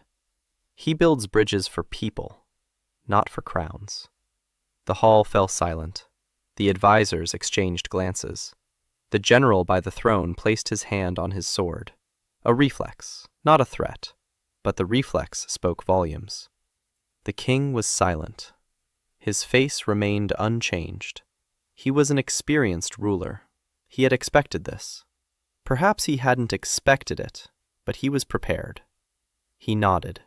He said he understood. He said the offer still stood. When Dan changed his mind, the doors were open. Dan bowed and left. In the hallway, a girl caught up with him. Young, about 19. Graceful, dark hair tied in a bun. Her dress was expensive but uncomfortable. She walked quickly and looked back over her shoulder as if afraid someone would see her. She said her name was Yuna Ha, the youngest princess of Westmarch, 7th in line to the throne, and she needed help. Dan stopped. He looked at her. Yuna spoke quickly, quietly, confusingly. Her father was planning to marry her off, to Baron Colehorn, a man of 60, with 3 previous wives. All 3 died in childbirth.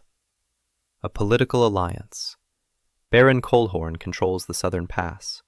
The king wants the pass. Yuna is the price. She doesn't want to. She is not a thing. She is a person. But no one in this palace sees the difference. Dan listened. He didn't know what to say. He is an engineer, not a savior of princesses. Yuna said she wasn't asking him to save her. She was asking him to take her with him. She'd heard about his bridges, about how he'd refused the king. She wanted to see the world beyond the palace walls. She wanted to be useful. She spoke 4 languages. She read and wrote. She knew the etiquette of all the royal houses of Erdis. She could be a translator, a mediator, anything, just not Baron Colehorn's wife. Dan looked at her, 19 years old, trembling hands, eyes filled with both fear and determination. He said he would think about it. Yuna nodded. She left. Ashley was waiting at the palace exit. Dan told her. Ashley said it was a bad idea. Taking the princess meant insulting the king, not just refusing, insulting him, stealing his daughter. Dan said he wasn't stealing her. She was asking for it herself. Ashley said it made no difference to the king. Sa'a was silent. Then she said one sentence. She said the girl was 19 and was being given to a 60-year-old man whose 3 wives had died in childbirth. Ashley fell silent. Dan fell silent too. They left the capital the next morning. Yuna caught up with them outside the city gates, dressed as a maid, with a knapsack on her back. In the knapsack were 2 changes of clothes, a book, and her father's seal. Just in case. She got into the wagon. She was silent for the first 2 days. On the 3rd day, she began to cry. Not from grief, from the cold. For the first time in her life, she slept not in a bed with feather beds, but on the ground, by the fire. For the first time, she ate not with a silver spoon, but with her hands. For the first time, she walked for more than an hour straight. Her feet were raw and bleeding by the evening of the first day. Ashley gave her ointment. Sa'a gave her boots. Dan gave her nothing. He gave her a choice. She chose. Now let her go. Yuna walked. She cried. She rubbed her feet. She fell. She got up. She walked. By the end of the first week, she stopped crying. By the end of the second, she started helping. She discovered she could count. Quickly. Accurately. Ashley gave her the materials log. Yuna counted the bags of mortar and bundles of poles faster than Ashley could remember where she'd put her pencil. In the third week, Yuna spoke for the first time to the Baron from the neighboring shard. In his language. Fluently. The Baron was taken aback. He hadn't expected a girl from the construction crew to speak the old Tehen dialect. Yuna explained to him that the bridge Dan was proposing to build would increase the barony's trade volume by 40%. She'd calculated it in her head in 10 minutes while Dan was drawing up the blueprints. They agreed to provide workers. Dan looked at Yuna. She was standing in front of the Baron, dirty, in someone else's boots, with calluses on her hands that hadn't been there a month ago. And she was speaking to the Baron as an equal, not like a princess, not like a servant, like a person who knows what she's doing. Dan realized that Yuna wasn't dead weight. Yuna was a weapon. Meanwhile, the guild wasn't sitting idle. Hurton Grave took action. Not brutally, cleverly. He didn't send any more mercenaries. He acted differently. He went to the villages near Dan's new bridges and spoke to the people. Quietly, calmly, persuasively. He said that bridges were good, but who would repair them? What would happen when a bridge broke? The guild had always been there. The guild would always be there. But this guy with an F rank?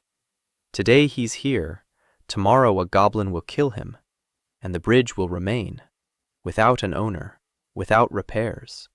And in 5 years, it'll collapse, like all bridges. People listened, and some nodded, because Grave was right. Not about everything, but about one thing. Bridges require maintenance, and Dan is alone. Dan found out about this from Ashley. She'd overheard conversations at the tavern. People had doubts, not about the bridges. In Dan. One man, Class F. What will happen when he leaves, or dies? Dan sat by the fire and thought. Grave had hit the nail on the head, the only weak spot. Dan builds bridges, but he doesn't build a system, a maintenance system. A system for passing on knowledge, a system that would work without him. He's alone. And as long as he's alone, the bridges depend on him. And anything that depends on a single person is fragile. Dan knew this better than anyone. He'd worked for 7 years in a system where no single bridge depended on a single engineer. Inspections, maintenance schedules, documentation, spare parts, trained personnel. He should have thought of this sooner. He didn't. He was building. He got carried away. A mistake. Ashley said it wasn't a mistake, just the next step. Dan nodded. The next step. He needs people, not laborers who haul stones, engineers, or at least apprentices, people who will understand why the triangle doesn't add up, why the mortar is mixed in those proportions, why the railing has to be 5 feet instead of 4. He needs a school. The idea for the school was born in a single night, but took 3 months to bring to life. Dan understood that he didn't need a school in the usual sense, not a building, not desks, not lectures. He needed people who would build a bridge without him, who would look at a ravine and see a farm, who would touch a stone and know whether it would hold or not. He started with a crew, Uncle Jan, 4 guys from Mali Yasen, They'd been building with him from the very beginning. They'd seen every bridge, knew every joint, but they knew it with their hands, not their heads. Dan began teaching them with their heads.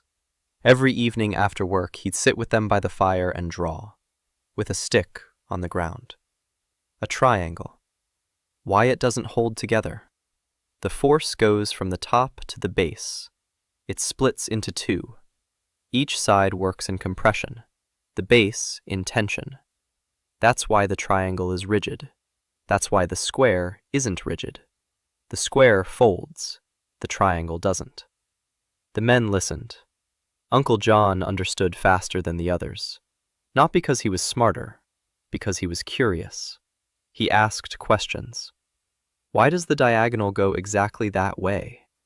Why is this pole thicker than that one? Why is the knot tied with 3 loops instead of 2? Dan answered. Every answer was simple. No formulas, no technical terms. Because that's how the force flows. Because this pole carries more weight. Because 2 loops will come undone in a year, but 3 will last 10. A month later, Uncle Jan built a bridge himself. A small one, 8 meters long, across the stream by Little Yasen. Crooked, the railing is uneven, the deck creaks, but it stands. The triangles are in place, the diagonals are correct. It holds the load. Dan walked across it, checked every knot, found 3 mistakes, pointed them out. Jan remembered. Jan's second bridge was better, the third was almost perfect. Dan looked at Uncle Jan's third bridge and felt something strange. Pride. Not for himself, for Jan. For the man who, 6 months ago, thought triangles were a damn fad, and now builds bridges. Alongside training the crew, Dan worked on an inspection system. Each bridge was assigned a number, a logbook.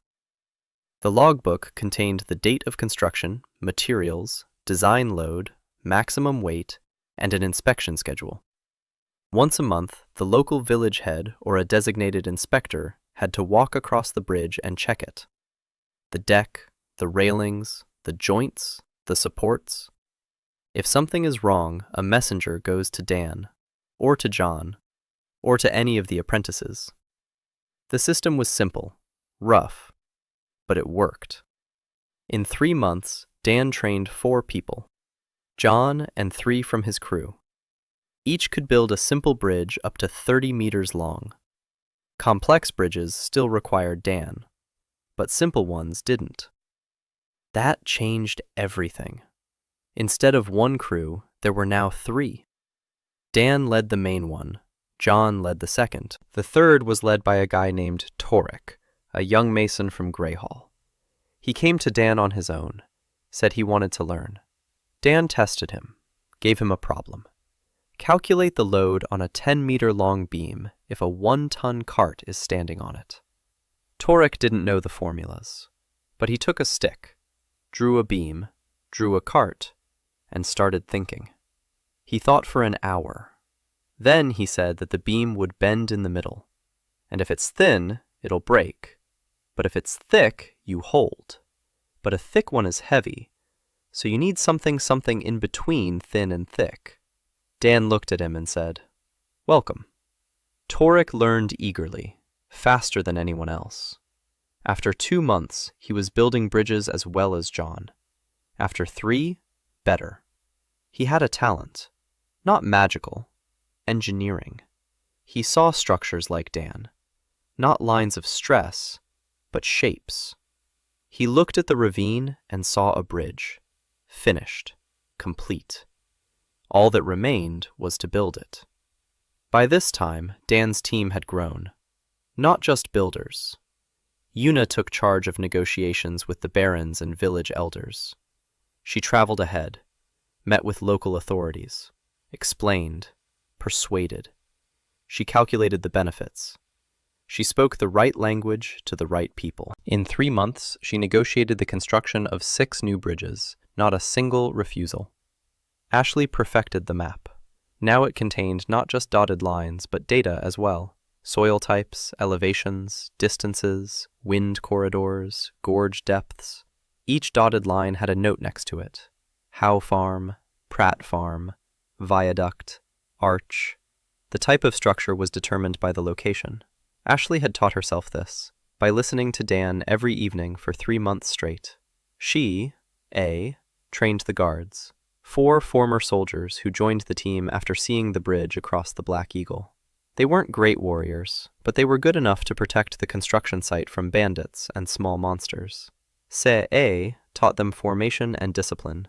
Tough, quiet, effective. One of the soldiers said she was scarier than any monster. Se took that as a compliment. By the end of the 9th month since Dan's arrival in Erdis, the situation had changed. 15 bridges stood across Westmarch. 3 brigades were working simultaneously. An inspection system covered every bridge. 4 apprentices could build on their own. The economies of the 5 villages along the bridge routes had doubled. Hunger had receded. It hadn't disappeared, but it had receded. Grain traveled across the bridges.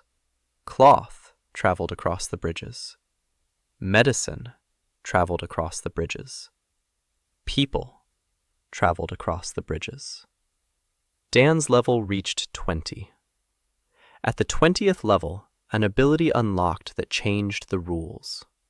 Accelerated construction. Dan could channel his power into the building process and speed it up. Not 10-fold, not 5-fold, but 2-fold. Mortar that normally took 3 days to dry was set in a day and a half. Joints that took an hour to set were set in 30 minutes. Not magic, acceleration. As if time around the construction site were compressing. Hands moved faster. The material yielded more easily. There were fewer mistakes. It was a class ability, not a combat one. Construction. And it made Dan the most efficient builder in the world. But just at that moment, when everything was going well, the news arrived. Ashley brought it, pale as chalk. The Hunters Guild had declared an open hunt for Dan. Not a single mercenary, not 2. An open hunt.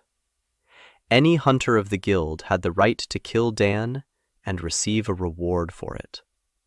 200 gold coins. The price of a house in the capital. Ashley said this was war. Dan was silent. He stood by the map and stared at the dotted lines. 200 gold coins. Enough to attract not amateurs, but professionals. Class B swordsmen. Maybe Class A. People whom Shea couldn't stop on her own. Shea said she needed more people, and better ones. Yuna said they should ask the king for protection. Dan reminded her that he had refused the king. Yuna said the king had offered a position, not protection. Those were different things. You could ask for protection without becoming a servant. Dan thought about it. She was right, but he knew there was no such thing as free protection. The king would ask for something in return, and that something would be a bridge. But not a bridge for people. A bridge for the king. Dan said they'd manage for now. They'd build faster. They'd be more careful. And they'd build a bridge that would change everything. He unfolded the map. He pointed. Dragonbone Gorge, between Westmarch and the Tahan Fragment. 120 meters. The widest gorge in central Erdis. If a bridge were built across it, Westmarch and Tahan would be connected for the first time in 400 years. Trade, the army, culture, everything would flow in both directions. And then that bridge would become too important to be destroyed, and Dan would become too important to be killed. Ashley looked at the map. She looked at Dan. She said that 120 meters was madness. Dan said that 9 months ago, 20 meters madness. Sea said nothing, but she checked the tip of her staff. Yuna began to calculate how much grain could be transported through Dragonsbone in a season. Dragonsbone Gorge stretched from north to south like a scar cutting the earth in half. 120 meters from edge to edge. Depth unknown. The locals said a dragon lived at the bottom. Of course there wasn't, but there were bones. Huge ones. White ones. They jutted out of the gorge's walls like the ribs of a dead giant. Hence the name. Dan stood at the edge and looked down. 120 meters. No wooden truss could span that distance. Not even a resonant tree soaked in salt. The material wouldn't allow it. Too long a span, too much deflection, too heavy a structure. Something. Dan thought about it for a week. He walked along the gorge. He rappelled down to the walls. He studied the dragon's bones. The bones were stone, petrified over millennia, but the structure remained, hollow inside, lightweight, and incredibly strong. He tapped the bone with a hammer. The sound was like a bell, clear, deep. He tried to break off a fragment. He couldn't. He tried to saw it. The saw slid across it without leaving a mark. Then he placed his hand on the bone and activated structural reading, and froze. The bone was the perfect material. Compressive strength like granite, tensile strength like steel, half the weight of stone. The hollow structure provided additional rigidity. If Dan could choose a material for a bridge in any world, he would choose this one. The problem was in the processing. The bone wouldn't cut. It wouldn't saw. It wouldn't break. But Sea looked at the bone and said she knew a way. Rune cutting, a priestly technique, used to work sacred stones in temples. A blade of pure power. It cuts through everything. Sea hadn't used this technique in 2 years, not since she lost her faith. But the pillar she had blessed on the Black Eagle had shifted something within her. Dan didn't ask. She offered it herself. Sea cut the bone for 3 days, slowly, carefully. Every cut was precise. Dan stood nearby and showed her where to cut. Length, angle, thickness. From the walls of the gorge, they extracted 12 bone beams, each 20 meters long, half a meter in diameter. Hollow inside, light as wood, strong as steel. Dan laid the beams out on the shore and began to sketch.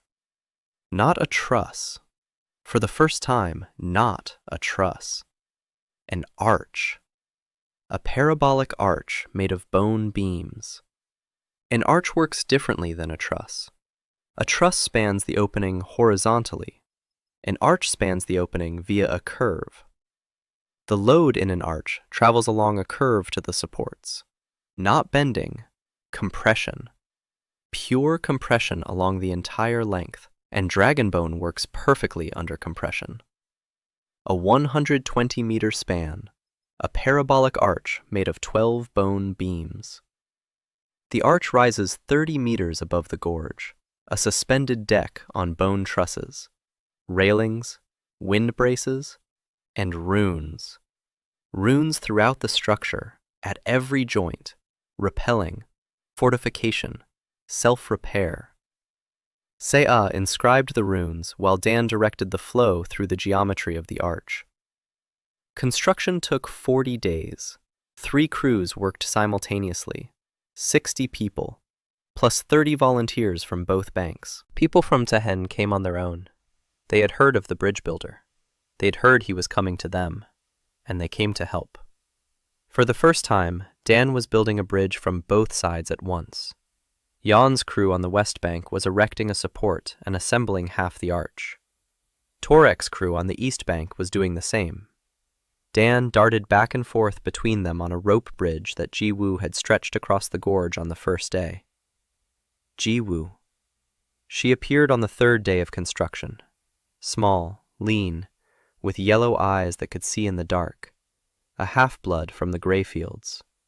She said she had worked as a guide for the Hunters Guild.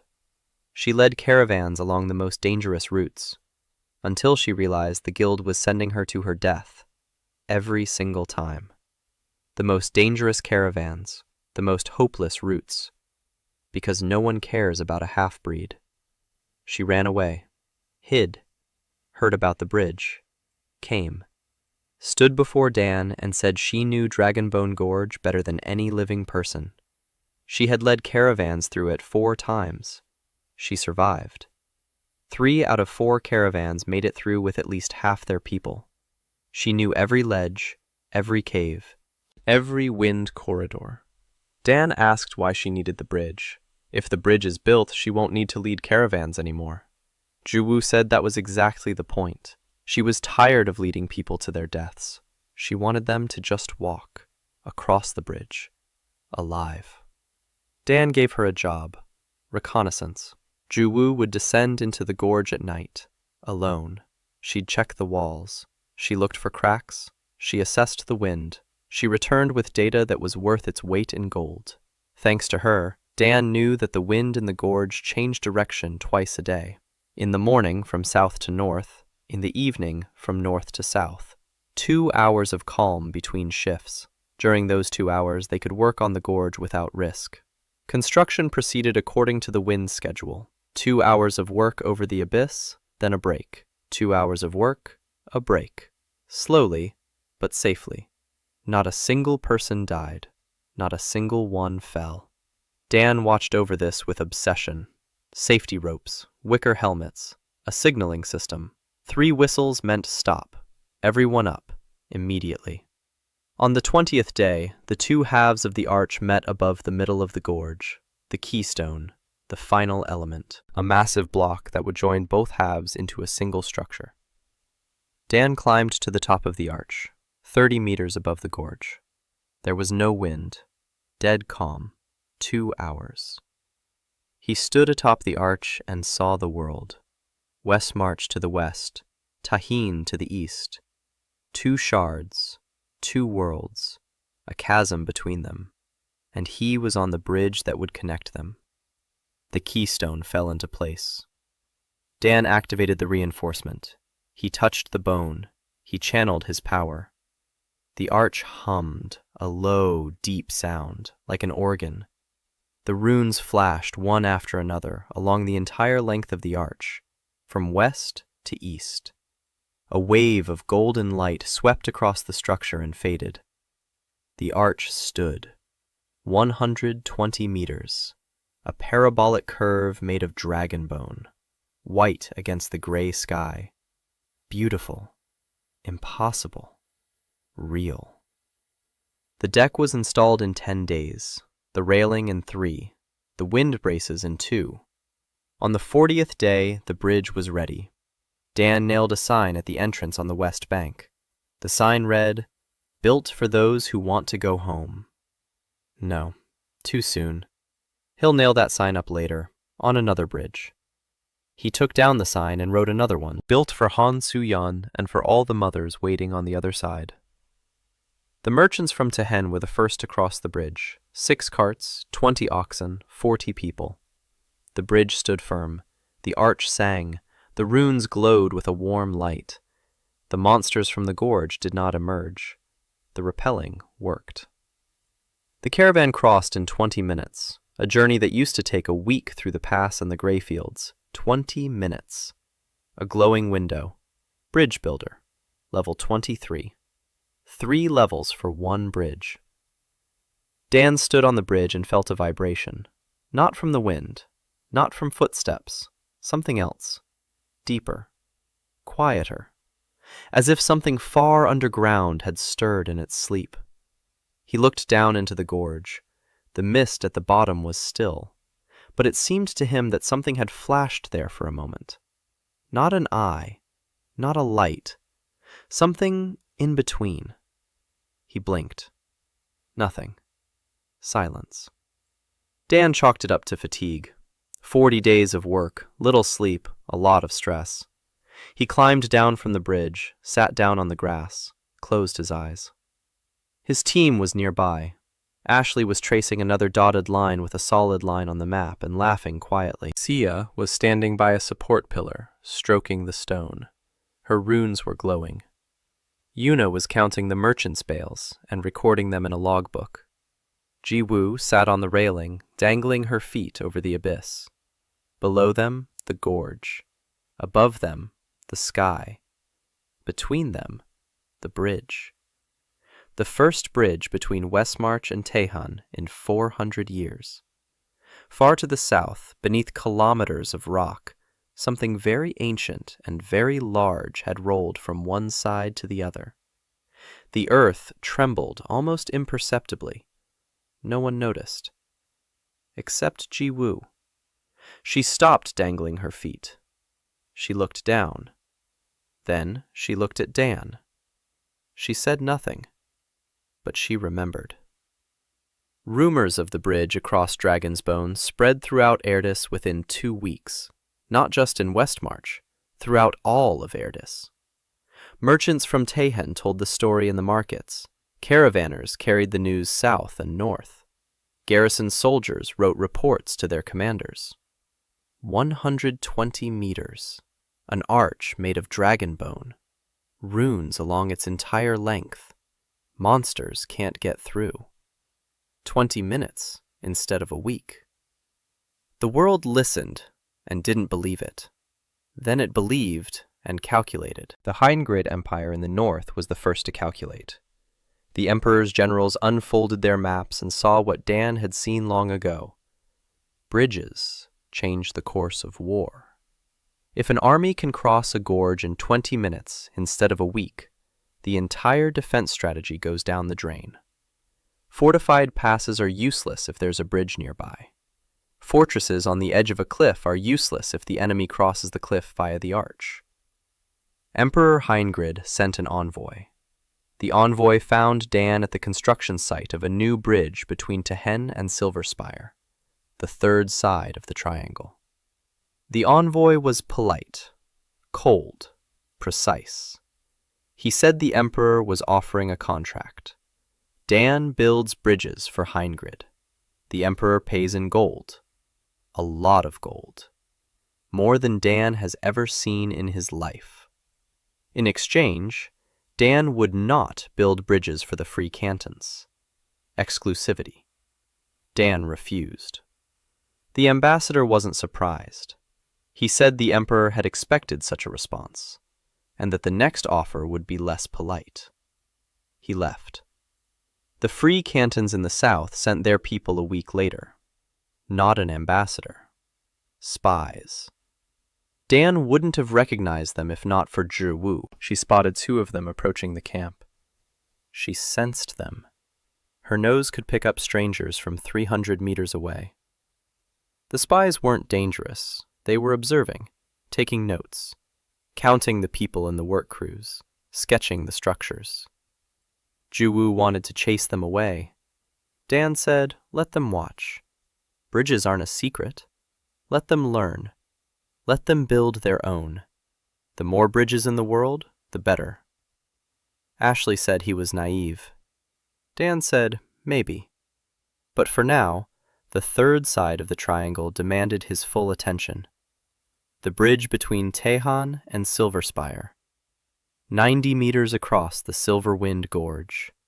Simpler than Dragon's Bone, but more complicated politically. Silverspire was an independent city-state, governed by the Council of Masters, 12 elders, each a master of their craft. And among them was Olivia St. Clair, chief mason, the only person on Erdis who had figured out on her own some of the things Dan knew from his education. Dan had heard about her from merchants, a woman who had spent 30 years building a viaduct across the little gorge near Silverspire. 30 years, 1 viaduct, 40 meters. It stood, crooked, cracked, but it stood. 30 years of her life in a single bridge. Dan respected that more than anything in this world. The Council of Masters received Dan in the hall with stained glass windows. Silver Spire was a beautiful city, white stone towers, workshops on every corner, blacksmiths, weavers, glass blowers, and stonemasons. A city of stonemasons. Olivia sat in the front row, tall, gray at the temples, glasses on a chain, hands covered in calluses and scars. She looked at Dan with an expression he recognized immediately, the way an old master looks at a young upstart, with jealousy, with pain, with the hope that the upstart would prove to be a failure and the world would return to its usual order. Dan presented the project. A bridge across the silver wind, 90 meters, a composite structure, stone piers, a bone arch, runic protection. The council listened, nodded, asked questions. How many workers? How long? What materials? Dan answered. Then Olivia stood up. She asked one question. She asked what safety factor Dan was building into his supports. The room fell silent. No one understood the question. Except Dan. He understood. And he understood that Olivia understood. She knew. Not everything, but enough. She had figured out the concept of a safety factor on her own. Over 30 years of working alone, without textbooks, without formulas, without teachers. Dan answered. 2.3. Olivia nodded. She said that on her viaduct it was 2.5. Dan said that 2.5 was good, even excessive, but better too much than too little. Olivia smiled slightly, for the first time in the entire meeting. The council approved the construction. Olivia voted last, in favor. But after the meeting, she approached Dan in the hallway. Her face was stern. She said she didn't trust him. Not his bridges. Him. She had spent 30 years building a single viaduct, learning from every mistake, losing fingers and teeth and years of her life. And he came along and built 15 bridges in a year. Better than hers. Longer. Stronger. More beautiful. She said it wasn't fair. Dan was silent. He couldn't tell her the truth. Couldn't tell her that he was an engineer from another world with 14 years of education and experience. He said something else. He said that her viaduct had stood for 30 years and would stand for another 30 because she had put everything she knew into it, and that none of his wouldn't last that long without maintenance. Because she built for the ages, and he builds for speed. Olivia looked at him. He could see her weighing his words, checking for lies, finding none, because he wasn't lying. She turned and walked away. Building the bridge across Silverwind took 35 days. Olivia came every day. She stood off to the side. She watched. She didn't help. She didn't get in the way. She just watched. On the 10th day, she asked her first question. Why were the diagonals at that exact angle? Dan explained. 45 degrees, the optimal angle for transferring shear forces. She nodded, jotted it down in her notebook. On the 20th day, she asked her second question, about drainage. Dan explained. She wrote it down. On the 25th day, she came not with a notebook, but with a drawing, her own. She had drawn a support, in her own way, with a double buttress and an internal chamber for water drainage. Dan looked at the drawing. He looked at Olivia. He said it was better than his support. Olivia froze. Then she said, of course it was better. She's been building supports for 30 years. On the 30th day, Dan came to her with a complete set of drawings for the Great Network. Everything she and Ashley had drawn over the course of a year. All the routes, all the bridges, all the tunnels. The entire system. He spread the blueprints out on her desk and said one sentence. He said he couldn't build this alone. He needed a chief engineer. Olivia stood over the blueprints. Her hands were trembling. Not from old age, from the scale of it all. She was seeing what she had dreamed of for 30 years. A network of bridges. A connected world. She had thought she would die as the only person who understood bridges.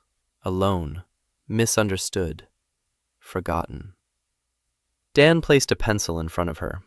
Olivia silently took it and sat down at the table. The bridge across Silver Wind was completed on the 35th day. The triangle was complete.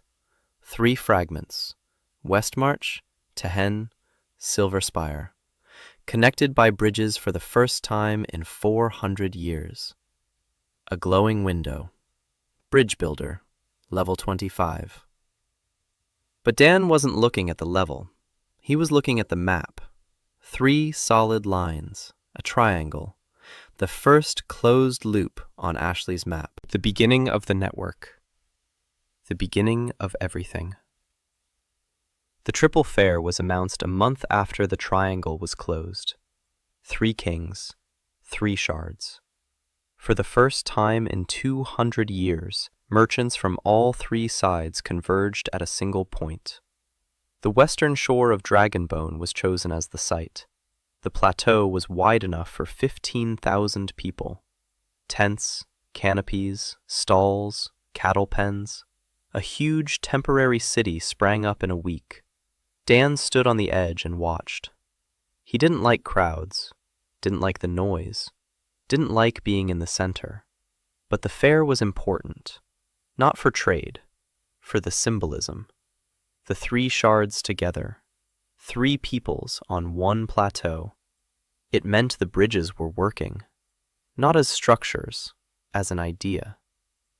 Madison Talbot found him 2 days before the opening. Reddish blonde, dressed to the nines even in the field, the daughter of a caravan driver from Hagrid. She inherited the business after her father was killed by competitors from the guild. She arrived at the fair with 20 carts of goods.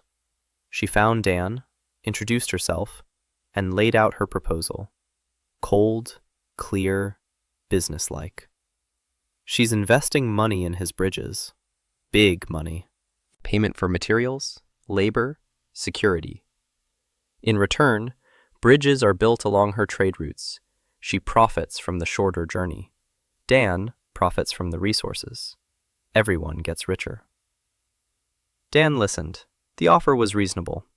Maddie thought like Ashley, but with a calculator instead of a map. She calculated every route, every bridge, every coin. Dan said he'd think about it. Maddie said there was no time.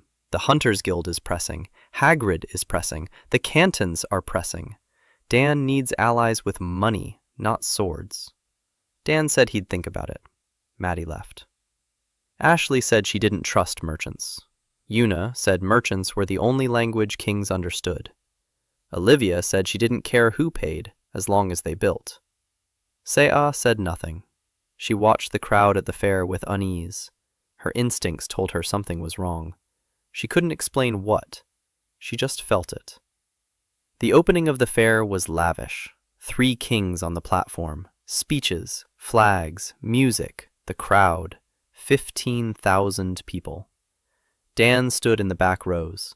Next to him were Ashley, Sea, Una, and Olivia. Jiwoo was on the bridge railing. Maddie was in the crowd counting the profits. The king of Westmarch spoke of unity. The king of Tehen spoke of trade. The elder of Silver Spire spoke of craftsmanship. Everyone spoke of bridges. No one mentioned Dan's name. Dan didn't notice. Ashley noticed. Una noticed. But they said nothing. On the 2nd day of the fair, Dan felt a vibration. Faint, deep, like back then on the Dragonbone, only stronger. He placed his hand on the ground. Structural reading. The earth was trembling, not from the footsteps of 15,000 people. Deeper, kilometers down. Something was moving. Dan told Jiwoo. She nodded. She said she could feel it from the dragon bone. Stronger every day. Dan asked why she hadn't said anything sooner. Jiwoo looked at him. Her yellow eyes were serious. She said she didn't know how to explain it. The earth is tossing and turning, like a beast in a dream. When people walk across the bridges, the beast tosses and turns more violently. Dan froze. When people walk across the bridges, the beast tosses and turns more violently. He remembered the old legends he'd heard in the villages. The rift happened 1,000 years ago. The earth cracked. The world split apart. Why? No one knew for sure. Some said a war of mages, others the awakening of a sleeping god, still others the fall of a star. But what if the rift wasn't a catastrophe? What if the rift was a defense? He didn't have time to finish the thought. On the third day of the fair, everything exploded. Literally. Dan woke up to the roar. He jumped up, ran out of the tent. The temporary crossing on the eastern side of the plateau was on fire. Not the bridge, the temporary wooden crossing they'd set up for the fair. The evacuation route to Tehen ran across it. Now it was on fire. Black smoke rose into the sky. People were running, screaming. A sound rolled in from the southern side of the plateau. A screech. A screech. The clatter of claws on stone. Shard monsters. A pack. Hundreds of them. They were coming from the gray fields. They had broken through the perimeter during the night. The guards hadn't had time to sound the alarm. 15,000 people were trapped on the plateau. On one side, the monsters. On the other, a cliff. On the third, the burning bridge. The only way out was the bridge across Dragon's Bone. But the bridge couldn't hold more than 50 people at a time. 15,000 times 50. 300 crossings. At an average crossing time of 5 minutes, that's 25 hours. They didn't have 25 hours. They had maybe an hour. Dan stood and looked at the burning crossing, at the monsters to the south, at the panicking crowd, at the bridge across the Dragon's Bone. His bridge. 120 meters. Sturdy, reliable, but narrow. Too narrow for 15,000. All the combat classes were preparing for battle. Swordsmen drew their swords. Pyrokinetics ignited fire in their palms. Priests recited prayers. Everyone was ready to die. Dan wasn't going to die. And he wasn't going to let others die either. He grabbed Ashley by the shoulder. Sea, Jiwoo, Olivia. He shouted to Uncle Yon, to Torek, to everyone nearby. 60 people, builders, carpenters, masoners. He led them to the northern edge of the plateau. There was a cliff there, not a ravine, a cliff, 30 meters down. At the bottom, a stone ledge, wide. Beyond it, another cliff. But the ledge led to Tehan along the ledge, narrow, dangerous, but passable, if you could get down to the ledge. Dan drew on the ground, with a stick, quickly, a makeshift pontoon crossing, not a bridge, the descent, a system of sloping ramps made from dismantled fairground stalls. 2 ramps, parallel, one down, one up for returning empty stretchers. Rope railings, supports made from fairground posts, a 20-degree slope, safe for people and livestock. 60 meters long, 30 meters high. Dan shouted, "Break the stalls! Every board, every post, every rope, everything goes into it." The carpenters looked at him, then at the monsters to the south, then back at Dan, and they began to break things. The fair stalls turned into building materials in seconds.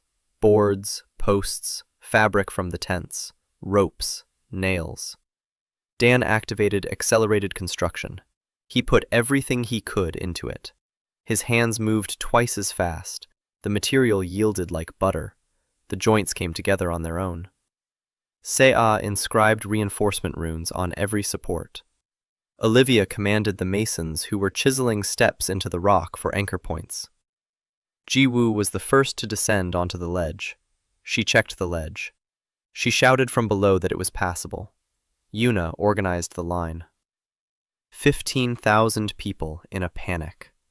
Yuna stood before them and spoke, in 4 languages, loudly, clearly, without fear. She said there was a way out. The bridge was being built. 5 minutes. Go to the north end. In order. Women and children first. People listened, not because she was convincing, because she was the only one who wasn't screaming. Maddie appeared next to Yuna, silently.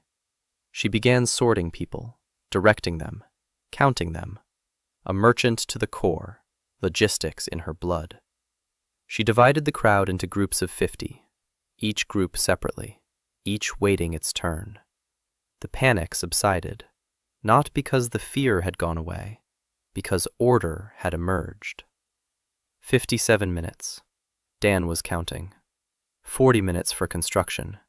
2 ramps, parallel, with handrails, anchored to the rock, with decking made of fairground planks. Not pretty, not permanent, but sturdy, for 1 day, for 1 crossing. 17 minutes for inspection. Dan walked along each ramp. He checked every support, every joint. Structural analysis revealed 3 weak points. He reinforced them. 57 minutes from start to finish. The people began to move, 2 ramps at a time, 100 people a minute. Swordsmen and pyromancers held the perimeter to the south. Monsters pressed forward. People moved, up the ramps, to the ledge, along the cornice, into Tehen. Alive. Dan stood at the entrance to the ramp and counted. 1,000, 2,000, 5,000, 10,000. 2.5 hours later, the last person climbed down onto the ledge. 15,000. Not a single casualty on the ramp, 3 wounded on the ledge, but alive. The combat classes retreated last, across the bridge over Dragonbone. The monsters didn't cross the bridge. The repelling runes held. Dan sat on the edge of the plateau. His hands were shaking. He couldn't stop them. He sat there, shaking his hands, for 3 hours. Ashley sat down beside him, silently. Seiya stood behind him, silently. Ji-woo brought water, silently. Yuna was crying, not silently. Olivia sat on the ground and looked at the ramps. Her ramps. Her supports. Her stone. Maddie was writing in a notebook. She was tallying the damage. 20 carts of goods lost. But 15,000 people alive. The balance was positive. She underlined the total with a double line. After the fair, the world had changed. Not slowly, abruptly.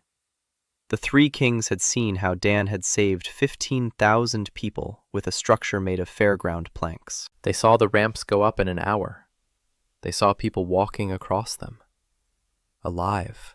And they understood what Dan had understood from day 1. Bridges aren't about wood and stone. Bridges are about life and death.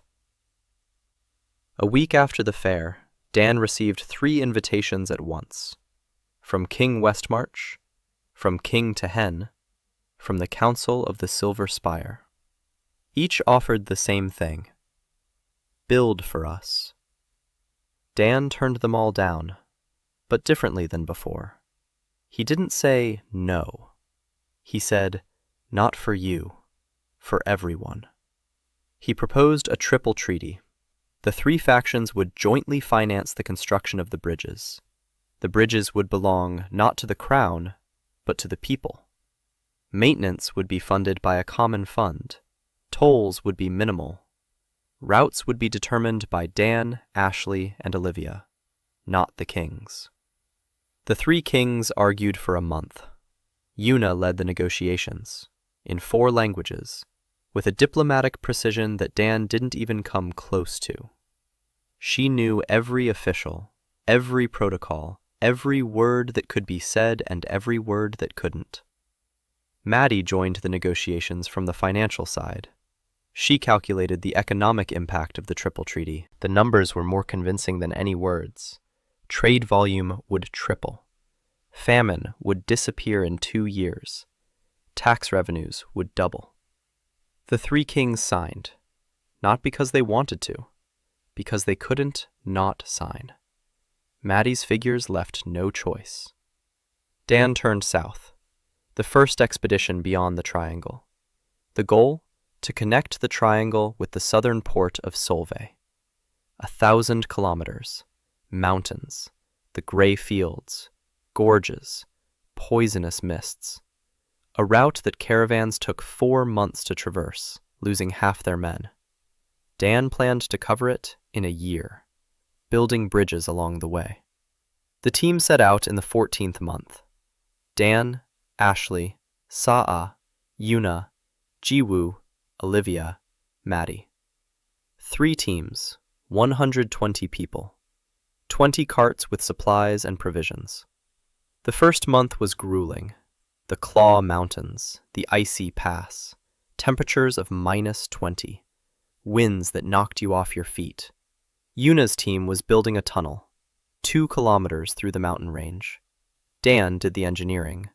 Olivia commanded the excavation. Sa'a inscribed fortification runes on the walls. Jiwoo scouted the route ahead. Yuna negotiated with the mountain clans for passage through their territory.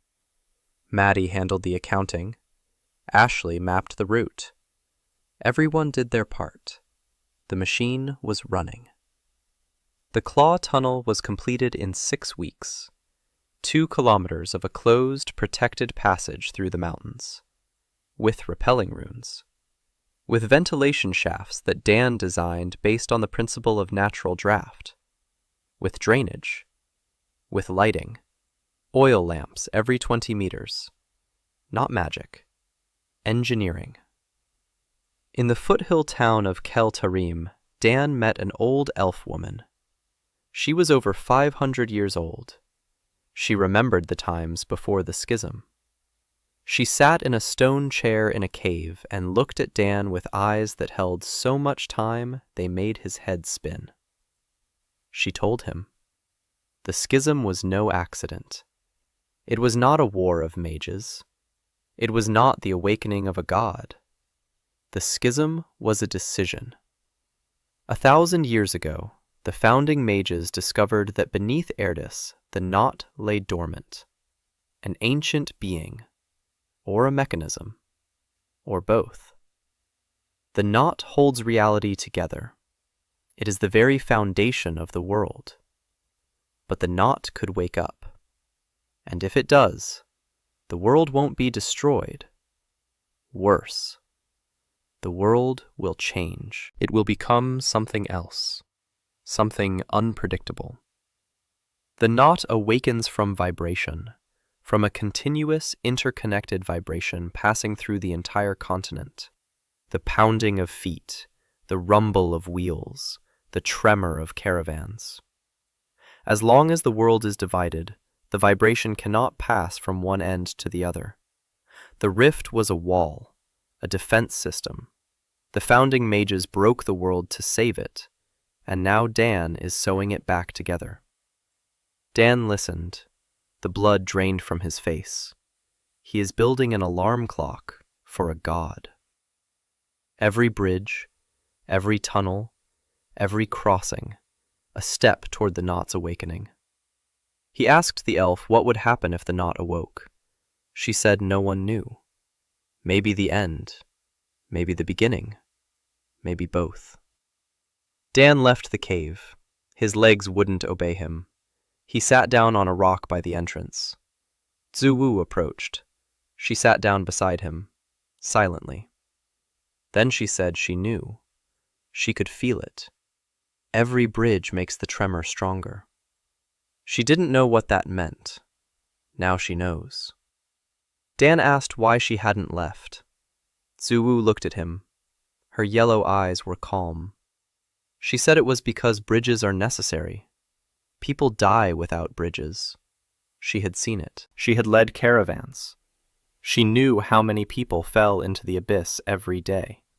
How many children didn't live to see spring because the grain didn't arrive.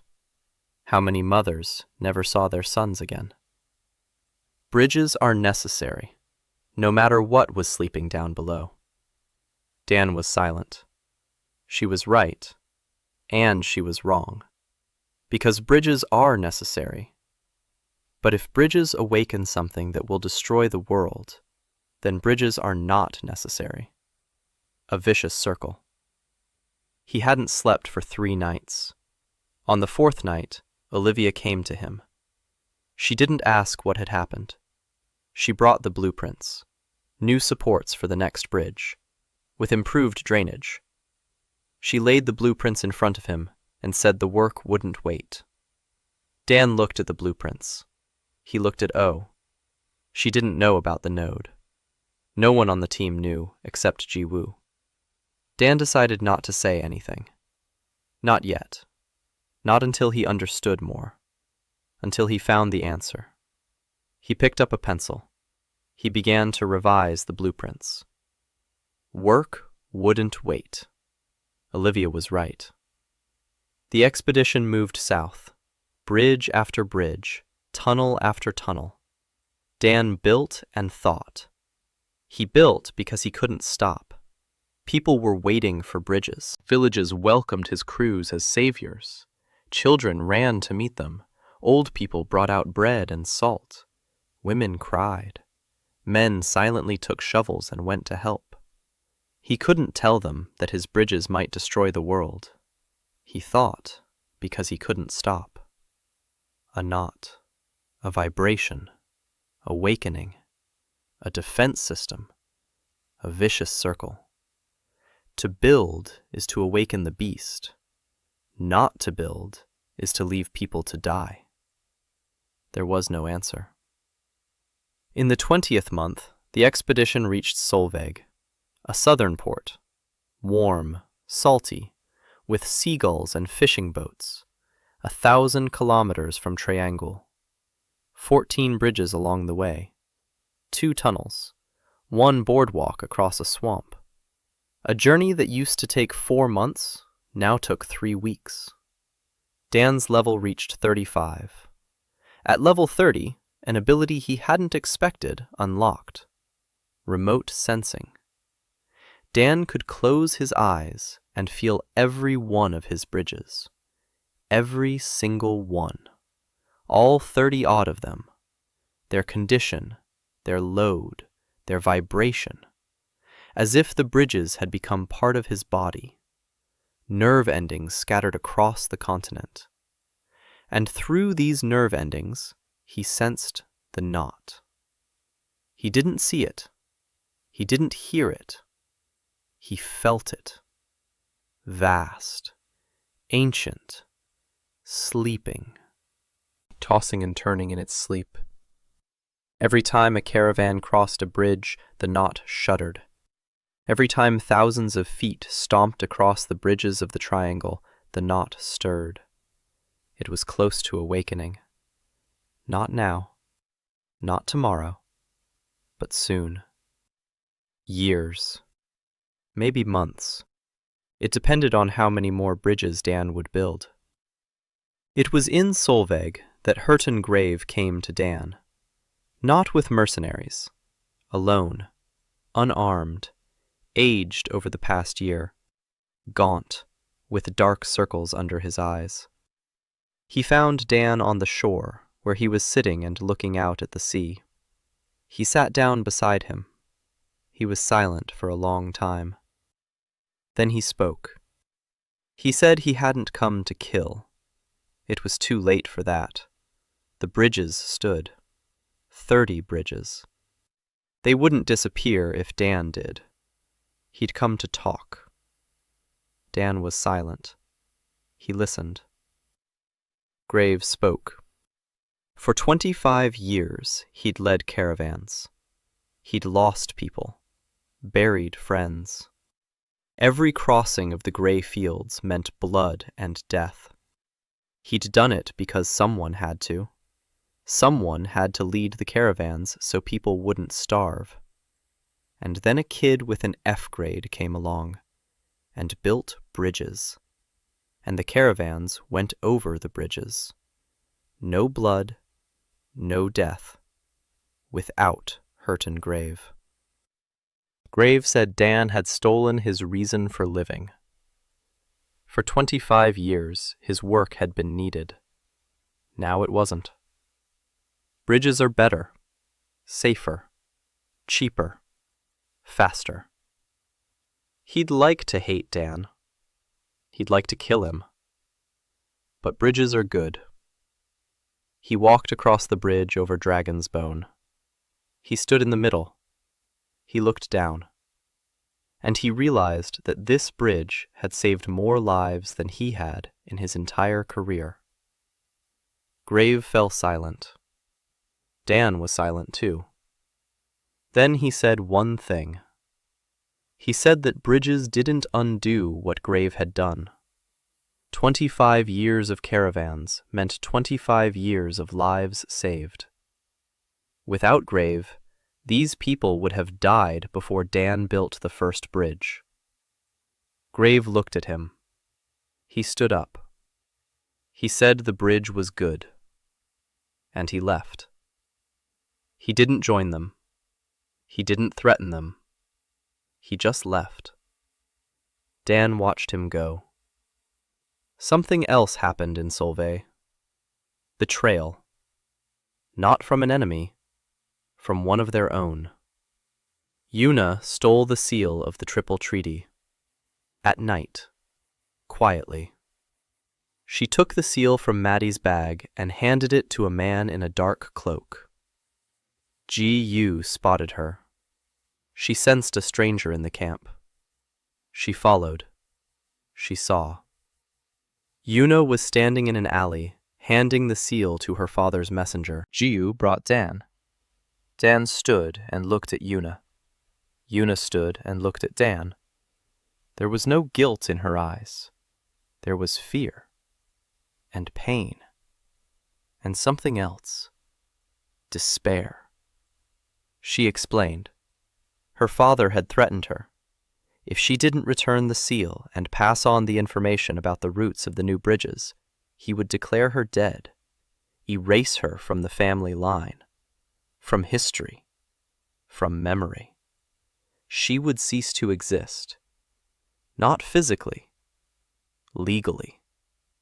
No one would remember that the king had a seventh daughter. For Yuna, who had fought her whole life to be seen as a human being, this was worse than death. Dan was silent. Ashley stood nearby, white with rage. Sa'a kept her hand on her staff. Maddie assessed the damage. Olivia looked away.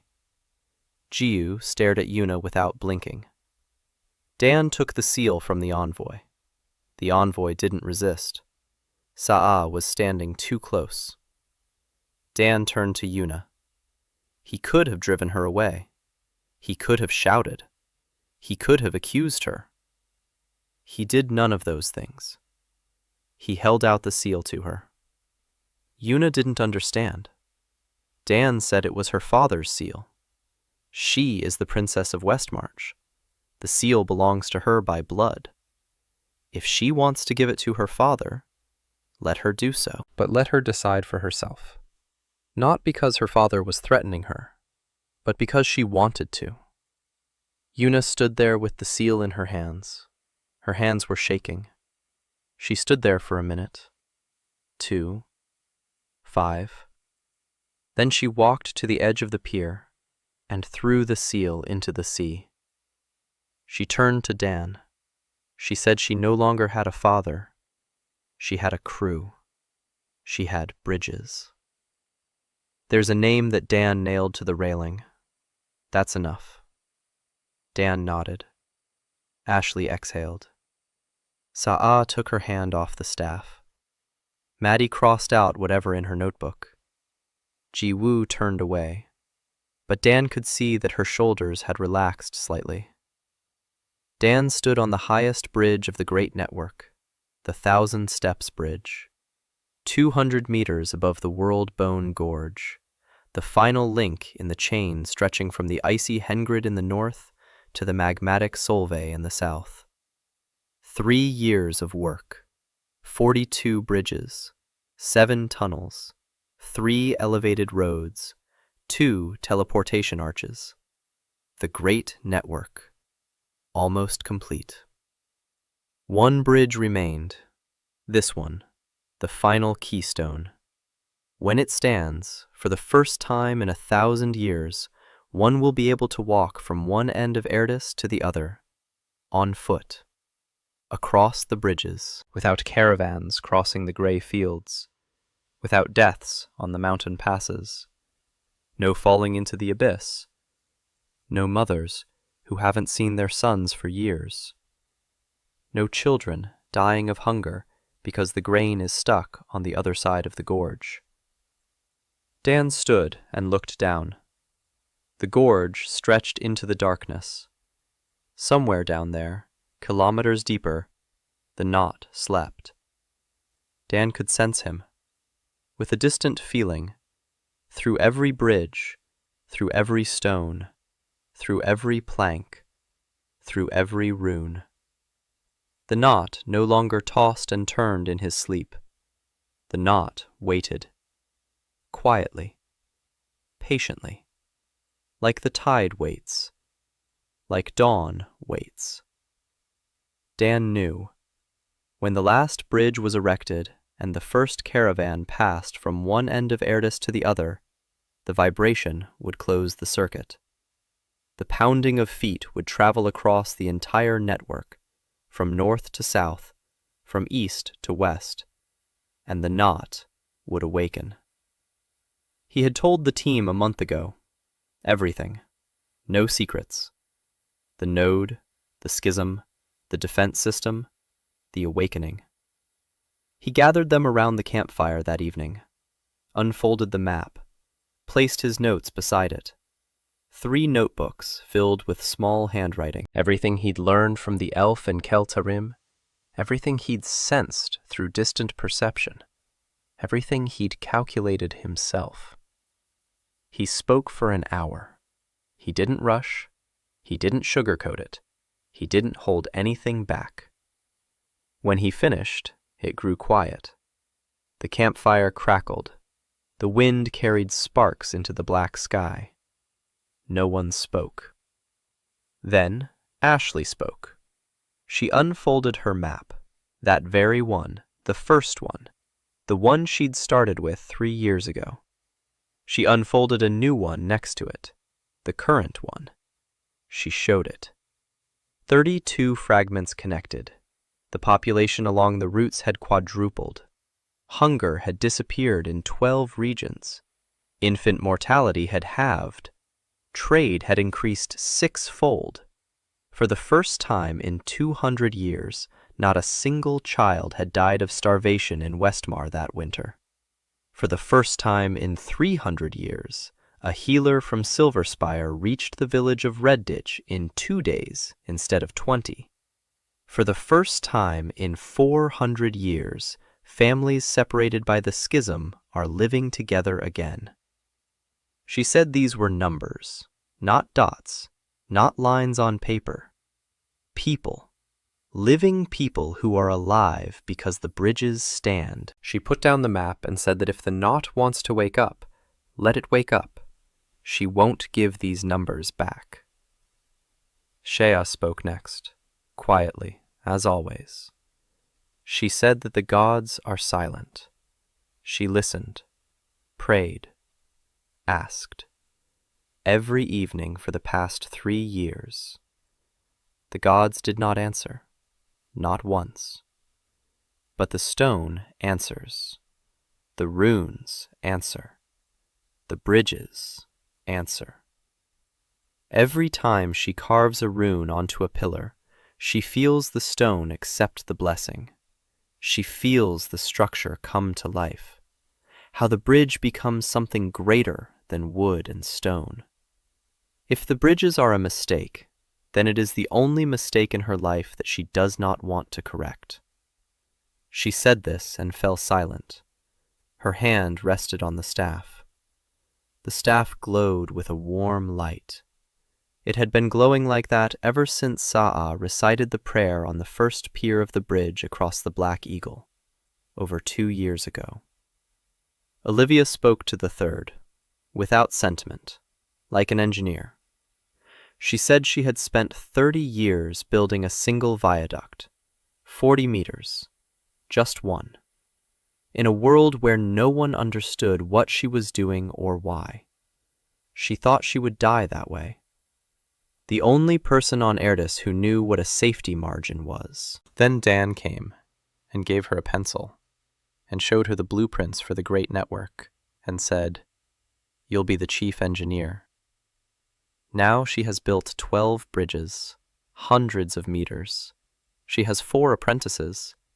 Each of them understands more than she did 10 years ago. Her knowledge won't die with her. That's more important than the knot. It's more important than anything. She said that if the world ended tomorrow, she'd die happy. And she wants that to be recorded. Ashley recorded it. Zhu Wu spoke briefly.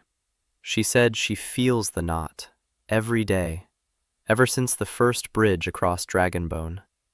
It isn't evil. It isn't good. It simply is. Like the sea, like the wind, like the earth. The sea can drown you. The sea can feed you. It depends on who's standing on the shore. She'd spent her whole life on the shore, in the gray fields, between monsters and people. She knew one thing. It's pointless to fear what's underground. There's always something underground. What matters is what's on the ground. And on the ground are bridges, and people on the bridges, alive. Maddie spoke last before Yuna. She opened her notebook. She showed the calculations. From an investment standpoint, halting construction on the last bridge is the worst financial decision in the history of Erdis.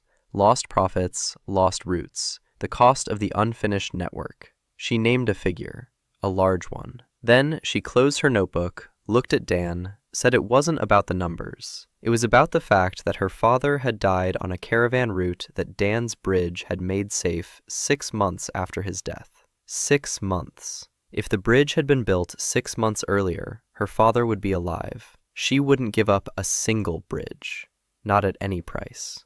Yuna spoke last. She said nothing for a long time. She stood at the railing and looked out at the gorge. Then she turned to Dan. Her face was calm. She had grown up in 3 years. She was 22, not 19, not a princess in someone else's shoes. A woman who negotiated with 5 kings at once, and not one of them could refuse her. She said that Dan builds bridges for people. He had always built for people, from day one, from the first log across the ravine in Little Ash. He never built for himself. He didn't build for kings. He didn't build for glory. For people.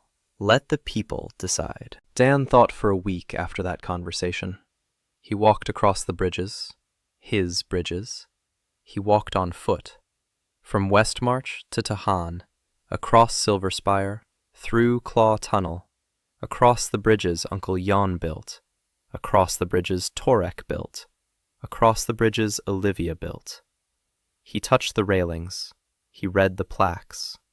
Built for the miller from Little Ash. Built for Han Su-yun. Built for the caravanners of Claw Pass. Built for the children of Red Ditch. Built for the widow Han and for all the mothers waiting on the other side. Every plaque is a name. Every name is a life. Every life is steps across the bridge. He reached the bridge over Black Eagle, the first big bridge. He stood in the middle. 80 meters, 2.5 years, not a single crack. Sea blessed it on the first day. Olivia reinforced the supports in the 6th month. Uncle Jan replaced the decking every spring. The bridge lived. People. Every day, every hour. The widow Han Su-yan no longer visited her son every month. Now her son had transferred to a garrison on her side, because the bridge made such transfers possible. Baron Westholm paid a toll into the common fund and didn't complain, because the revenue from trade across the bridge covered the toll tenfold. Dan stood on the bridge and thought. 1,000 years ago, the mages shattered the world to save it from the knot. They decided for everyone. They didn't ask the people. They didn't ask the widow who hadn't seen her son in 20 years. They didn't ask the miller with the diseased hands. They didn't ask the farmer who hadn't been able to get home for 3 years. They didn't ask the half-blood girl who was sent to her death in the gray fields. They didn't ask the cartographer who drew dotted lines and was called a heretic for it. They didn't ask the priestess who lost her faith because the world around her made no sense. They didn't ask the princess who was sold across the pass. They didn't ask the engineer who spent 30 years building a single bridge all alone. They decided. The mages, the wise, the great. They decided that a broken world was better than the unknown. Maybe they were right. Maybe not. 1,000 years have shown that a broken world kills just as well as the knot. Just slower. Quieter. One person at a time. Dan isn't a mage. Dan is an engineer. An engineer doesn't decide for people. An engineer builds and lets people decide for themselves. He returned to the team.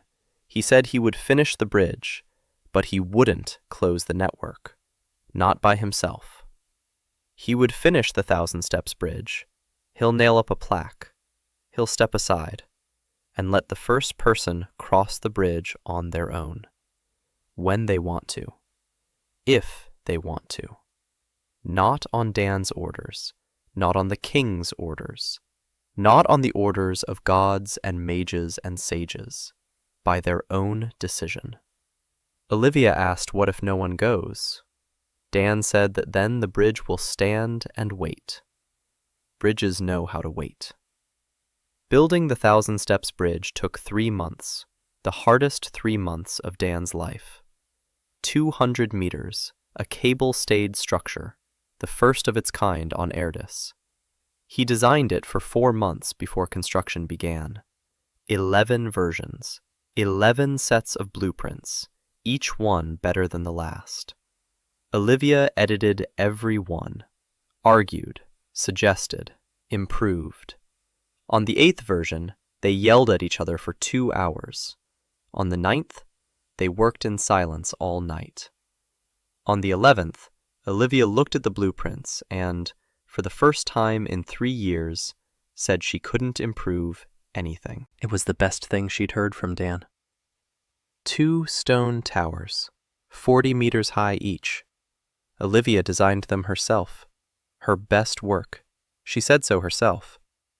Double buttresses, internal chambers for water drainage and air circulation, a 4-level drainage system, cladding of hewn stone made from local white limestone, gray, functional, built to last.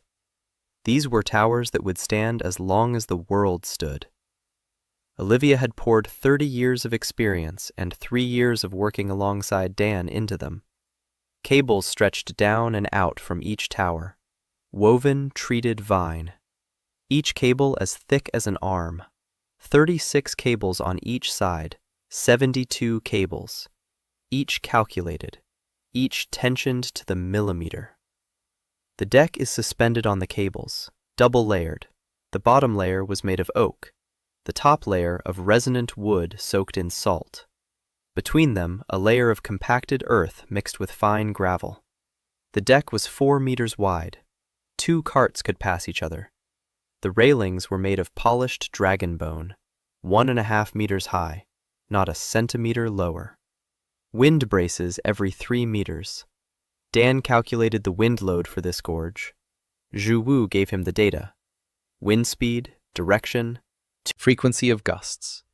He built in a safety factor of 3. Olivia approved. Runes along the entire length. Repellents at every cable attachment point. reinforcements at every support point on the deck, self-repair at every tower joint. Sea inscribed the runes for 3 days, silently, intently. Each rune was a prayer, not to the gods, to the bridge, to the stone, to the road, to wayfarer. Dan stood nearby and guided the flow through the structure's geometry. 3 years of practice. He knew every node, every line, every point where power gathered into a bundle. The runes flared and faded, like a breath. The bridge was breathing. Uncle Jan led a crew of 40 men on the west bank. Half of them were his former students, people who, 3 years ago, didn't know what a triangle was. Now they were building a cable-stayed bridge. Jan had changed over the past 3 years. Not on the outside. Outwardly, he was the same rough-hewn man with a red face and hands like shovels. But there was something different in his eyes. Understanding. He looked at the structure and saw forces, not colored lines like Dan, but he saw. He felt. He knew. 16 bridges. 16 of his own bridges. Everyone stands. Everyone works. Torek commanded the second crew on the east bank. His bridges had long since ceased to differ from Dan's. Maybe they were a little prettier. Torek had a taste for form. He added decorative elements, not superfluous ones. Each bore a load, but they were still beautiful. Dan looked at his work and thought that in 10 years, Torek would be building better than him. And that was right. That's how the system works. A teacher raises someone who will surpass the teacher. Zi-U scouted the gorge, every night. She descended to the bottom, alone, in the dark, among the bones. She listened. She sensed. Her yellow eyes saw what no one else saw. She sensed every crack in the wall, every ledge, every cave. She returned at dawn and reported. The knot is calm. It waits. The wind in the gorge changes 3 times a day at this depth. In the morning from the south, calm at noon. In the evening from the north. A 40-minute window between shifts. Dan built along the windows. 40 minutes of work over the abyss. Break. 40 minutes. Break. Slowly. Safely. Not a single person died during the 3 months of construction. Not a single one fell. Not a single one broke an arm. Safety ropes. Wicker helmets with bone inserts. A signaling system. 3 whistles. Stop. Everyone up. Immediately. Safety. Railings. Drainage. Expansion joints. Emergency supports. 100 little things the locals didn't do because they didn't know. Dan knew, and taught, and demanded. Yuna negotiated with 5 factions simultaneously. Road agreements for the final section of the Great Network, tolls, right-of-way, maintenance responsibility. She was no longer a princess. She was a diplomat, the best on Erdis. 5 kings signed what she brought, not because they were afraid, because every treaty was fair. Yuna didn't learn this in the royal palace. She learned it from Dan. Fairness is when both sides get more than they give. Like a bridge. A bridge takes wood and stone and labor. It gives back lives and bread and families. Maddie managed the finances of the entire Great Network. Revenue from tolls, maintenance costs, caretakers' salaries. 62 people worked as bridge caretakers on a full-time basis. Each was trained. Each knew their bridge. Each went on an inspection once a week. For construction, a reserve fund for emergencies. Maddie turned Dan's bridges into an economic system that fed itself. Tolls covered maintenance, trade grew, taxes grew. The three kingdoms became richer than they had been before Dan, and Maddie kept track of it all in a notebook. In 3 notebooks. In 7 notebooks. She had long since stopped counting in her head. She hired a staff of 4 accountants, but she checked the final figures herself. Every single one. Ashley sat over the map, the last dotted line, the 1,000 Steps Bridge. She held a pencil and waited. 3 years ago, there were 200 dotted lines on this map. Now, there was one. One last one. She was waiting for the moment when she would draw a solid line through it. She had waited 3 years. The bridge was completed on the 92nd day. 200 meters. The white stone towers of Olivia. Cables stretched tight as strings. A deck of resonant wood soaked in salt. Railings of polished dragon bone. Runes shimmered with warm gold in the morning light. The cable-stayed structure hovered over the gorge. Light. Strong. Alive. The longest bridge on Erdis. The most beautiful. The last bridge of the great network. Dan crossed it alone, the first and only time. From the western bank to the eastern. 200 meters. He felt every step through his sense of distance. The bridge sang beneath his feet. The cables vibrated. The deck hummed. The runes pulsed. The bridge was alive, like all his bridges. Dan stopped in the middle, 200 meters above the abyss. There was no wind, dead calm, silence. He placed his hand on the railing. Structural reading. The bridge revealed itself to him. Every tension, every force, every joint. Perfect. Not a single weak spot. Not a single point of fatigue. Not a single crack that would appear in a year or 10. This bridge would stand for 100 years.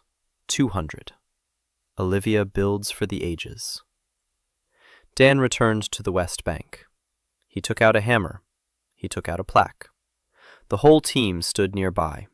Ashley with a map, Sa'a with a staff, Yuna with a notebook, Jiwoo on the railing, Olivia with a pencil behind her ear, Maddie with yet another notebook, Uncle Jan with a hammer in his hands, Torek with a sketch he'd drawn from memory. 120 builders behind them. 3 crews. People who had been building together for 3 years, who knew each other, trusted each other. Each of them had built at least one bridge with their own hands. And more people, hundreds, thousands, they had come. From all the shards, from Westmarch and Tahini and Silverspire, from the mountain clans of Claw, from the southern ports, from villages that had been cut off from the world 3 years ago and now stood on the bridge routes. Merchants, peasants, soldiers, children, old people. The miller from Little Ash arrived, the very same one, with his ailing hands. Now his mill ground grain every day, and he had hired 2 assistants. Baron Westholm arrived on horseback. The widow Han Su-yun came on foot, with her son by her side. The 3 kings stood on the platform. The ambassadors of Hengrid and the cantons stood beside them. For the first time, the Northern Empire and the Southern Union had sent ambassadors to the same event. For the first time in 300 years, they stood on the same plateau and did not draw their swords. Everyone looked at the bridge. Everyone waited. Dan nailed up a plaque. It read, "Built for those who want to go home." He stepped back, lowered the hammer, set it down on the ground, stood to the side, as always. As on every bridge, the hero who built it steps into the shadows and watches as the others cross. People looked at the bridge. No one was crossing. Dan didn't call out, didn't order, didn't ask, didn't give a speech. 3 kings were preparing speeches. Ambassadors were preparing speeches. Generals were preparing speeches. Dan nailed up the plaque and stepped back. That was enough. The bridge stood, open, quiet, waiting. The runes shimmered. The cables hummed barely audibly. The deck glistened in the morning sun. 200 meters from this shore to that one, from this life to that one. A minute. 2. 3. Dan sensed the knot through his remote perception. Silence. Anticipation. The knot was waiting too. The whole world was waiting. Then an old woman stepped out of the crowd, small, hunchbacked, with a small bundle in one hand and a stick in the other. She walked toward the bridge slowly. People parted. No one knew who she was. No one asked. She walked, and people parted. The old woman approached the entrance to the bridge. She stopped. She looked at the sign. For those who want to go home. She read it, syllable by syllable, moving her lips. Then she looked at Dan. He was standing off to the side, at the edge, hands at his sides. His face was calm. The old woman looked at the bridge, at the white towers, at the cables, at the railing, at the deck that gleamed. She didn't ask for permission, didn't wait for a command, didn't look back at the kings, didn't seek approval. She raised her cane, placed it on the deck. She took a step. The wood creaked beneath her feet, a dull, warm sound. The cables tightened, just a little, by a fraction of a %. The runes flashed, softly, golden. The bridge accepted her, just as it accepted everyone, without distinction, without conditions. The old woman walked, slowly, step by step. The cane tapped against the planks. Tap, tap, tap. She held on to the railing with her left hand. A small bundle hung from her right elbow. There was something in the bundle. Maybe bread, maybe letters, maybe things she had been collecting for 20 years, just in case she could ever cross. Dan felt her every step, through a distant sense, through the bridge, through the network. Every tap of the stick on the deck echoed, not as sound, as vibration. The 1,000 steps bridge hummed, and the hum traveled on from it, along the cables to the towers, from the towers to the foundation, from the foundation to the ground, from the ground to the bridges, to other bridges, to all the bridges. The bridge over the silver wind responded. The bridge over the dragon's bone responded. The claw tunnel responded. Uncle John's bridges responded. The bridges of Torre echoed. The first bridge, the small one, 20 meters across the ravine in Little Ash. The Howe farm, made of 10 poles. That very one, it responded too. The circuit was closing. The vibration ran through the entire great network, from north to south, from Heingrid to Solvay. Every bridge, every tunnel, every arch. A single system, a single pulse. The old woman reached the middle of the bridge. She stopped. She looked down. 200 meters of emptiness, mist, dragon bones protruding from the walls. Far, deep, terrifying. The old woman stood there for a moment. Then she raised her head. She looked ahead. Someone was standing on the other side. A woman, younger, but similar.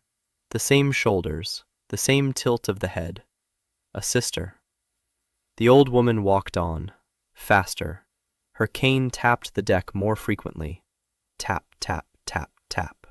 Each tap echoed through the network, throughout Erdis. Dan could feel it. Something was happening underground. The knot wasn't waking up. The knot was listening. Like someone who has slept for a very long time and hears something forgotten, something familiar, something from a past life. Footsteps. People's footsteps on the bridge.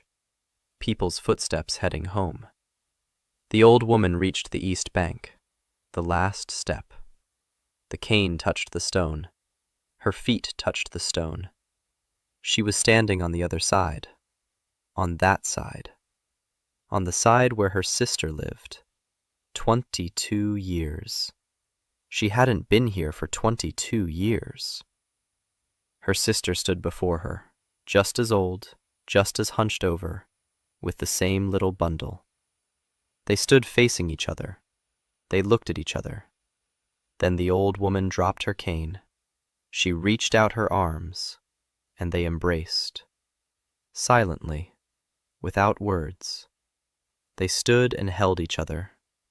Two old women at the edge of the bridge, 200 meters behind, 22 years behind, the abyss behind. Dan stood on the west bank and felt it. The vibration wasn't growing, it was changing. From a dull, low hum into something else, into a rhythm, into a pulse. Steady, deep, like a heartbeat. 1, 2. 1, 2. The knot wasn't waking up. The knot was beginning to beat. Not like a beast breaking free. Not like a god rising from the earth. Like a heart. The world wasn't trembling. The world wasn't cracking. The world wasn't ending. The world was coming to life. Dan stood and felt it through every bridge, through every stone, through every plank, through every rune and every knot and every cable. Every bridge was an artery. Every step across the bridge was a pulse. Every caravan passing through the great network was a flow of blood through the veins of the world. The great network was not an alarm clock.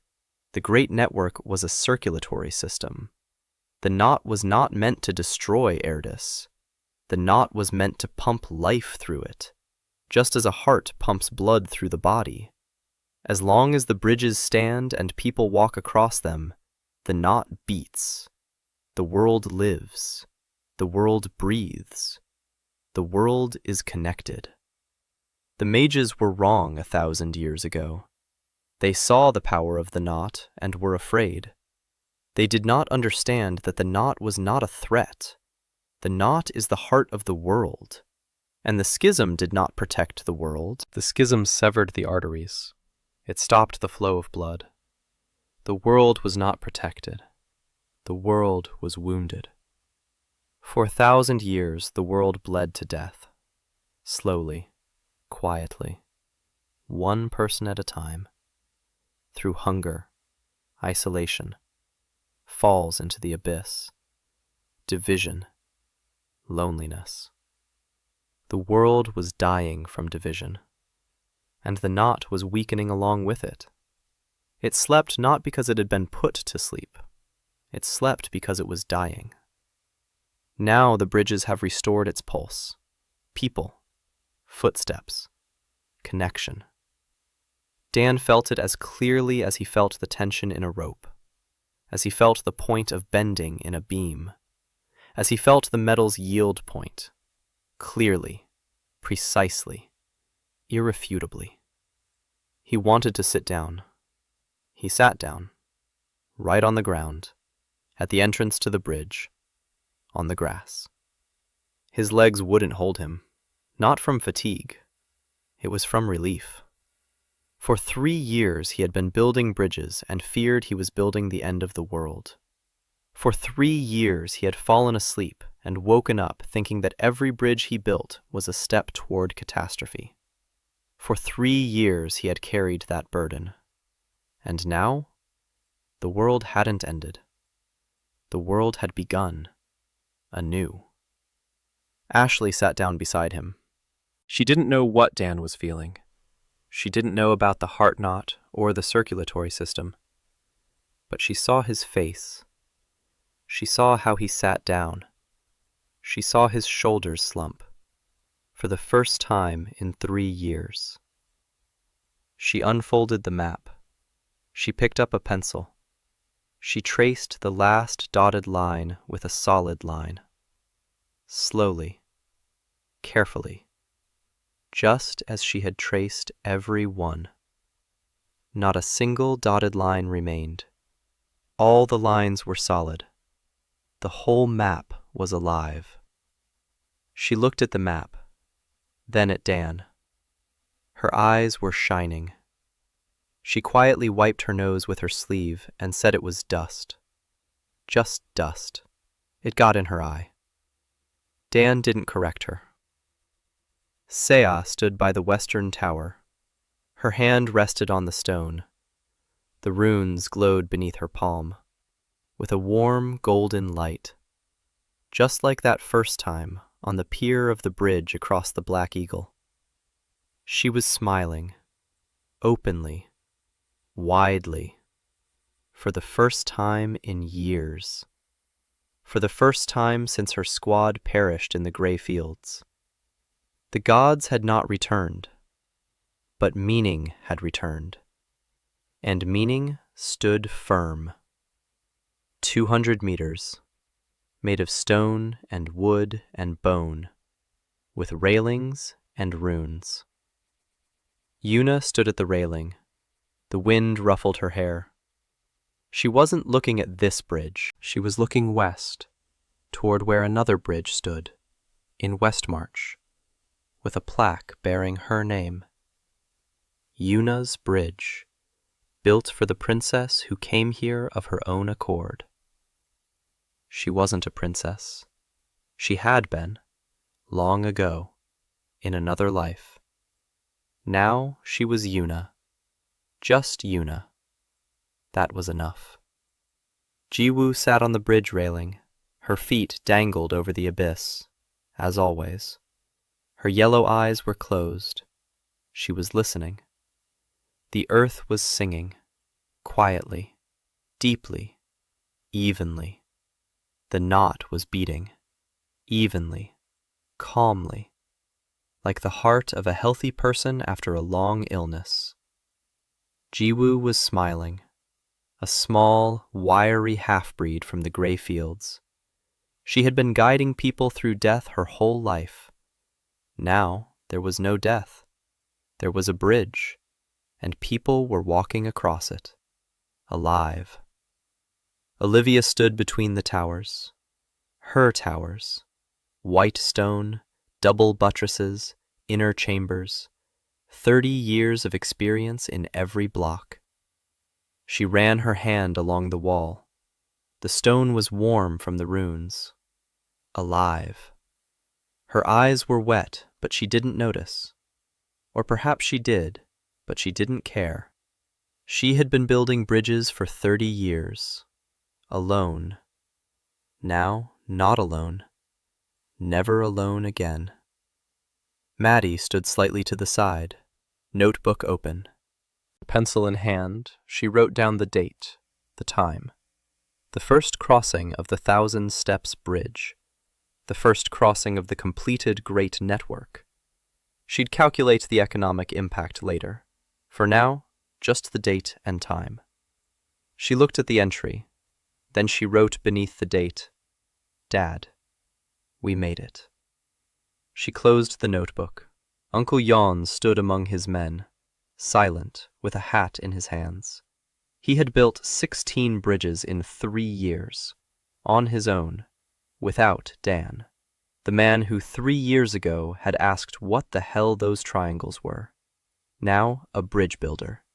His bridges stand. His students build.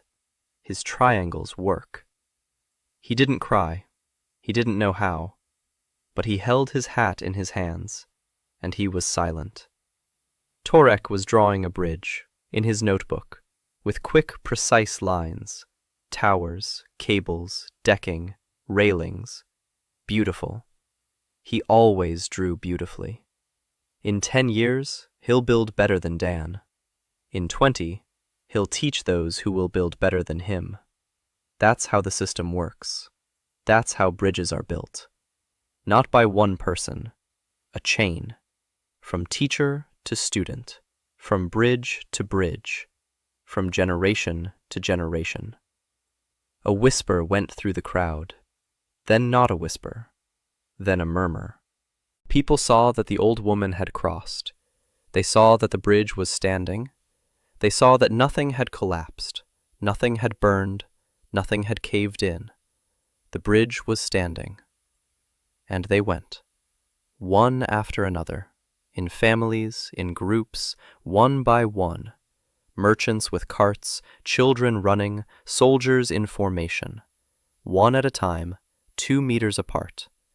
Because 3 years ago, Dan had yelled at the commander about resonance and how you couldn't march across the bridge in formation. And the commander remembered, and told the other commanders, and now every soldier in Westmarch knew. Across the bridge, one at a time, 2 meters apart. It became a regulation. Dan yelled once. The regulation worked for 3 years. The bridge stood. The bridge sang. A low, warm hum. The cables vibrated. The runes shimmered. Bridges all across Erdis sang along with it. The great network sounded like an orchestra. 42 bridges, each its own note, each its own voice. Together, they were something greater than the sum of their parts. They were the world, a living, connected, beating heart world.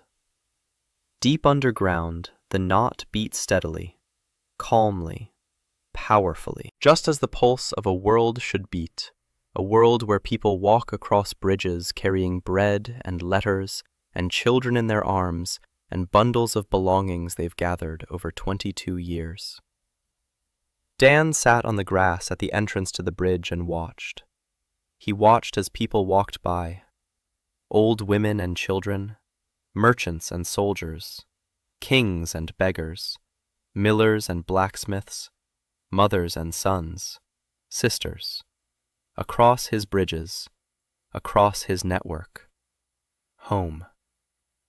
He is an engineer. He does not make decisions for people.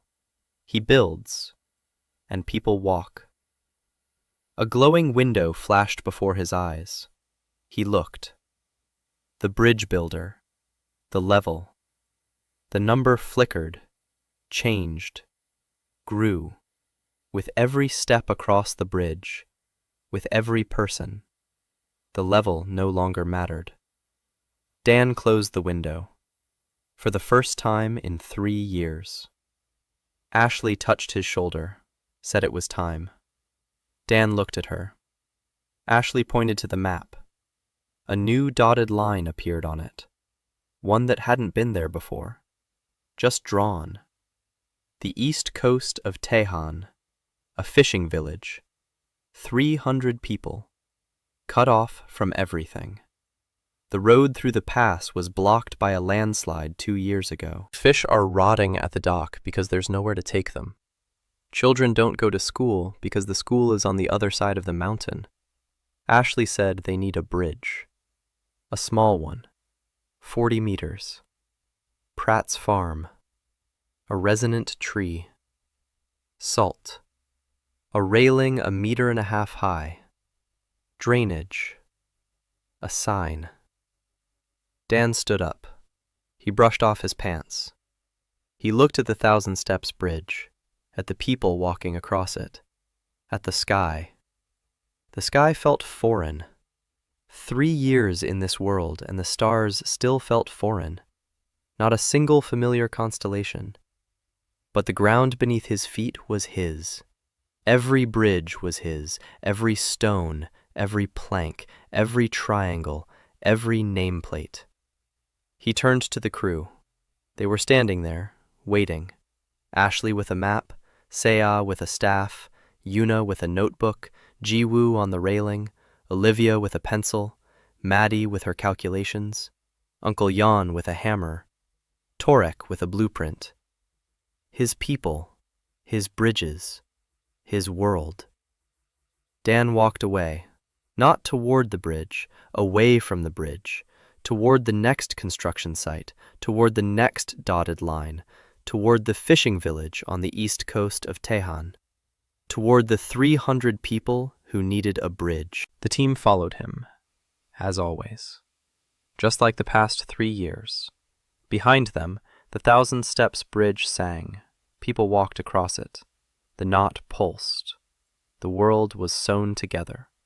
The world was alive. And somewhere on the eastern coast of Tehen, a fisherman stood on the pier and looked at the mountain that stood between him and the world. He didn't know that the bridge was already coming toward him. But the fish on the pier hadn't gone bad yet.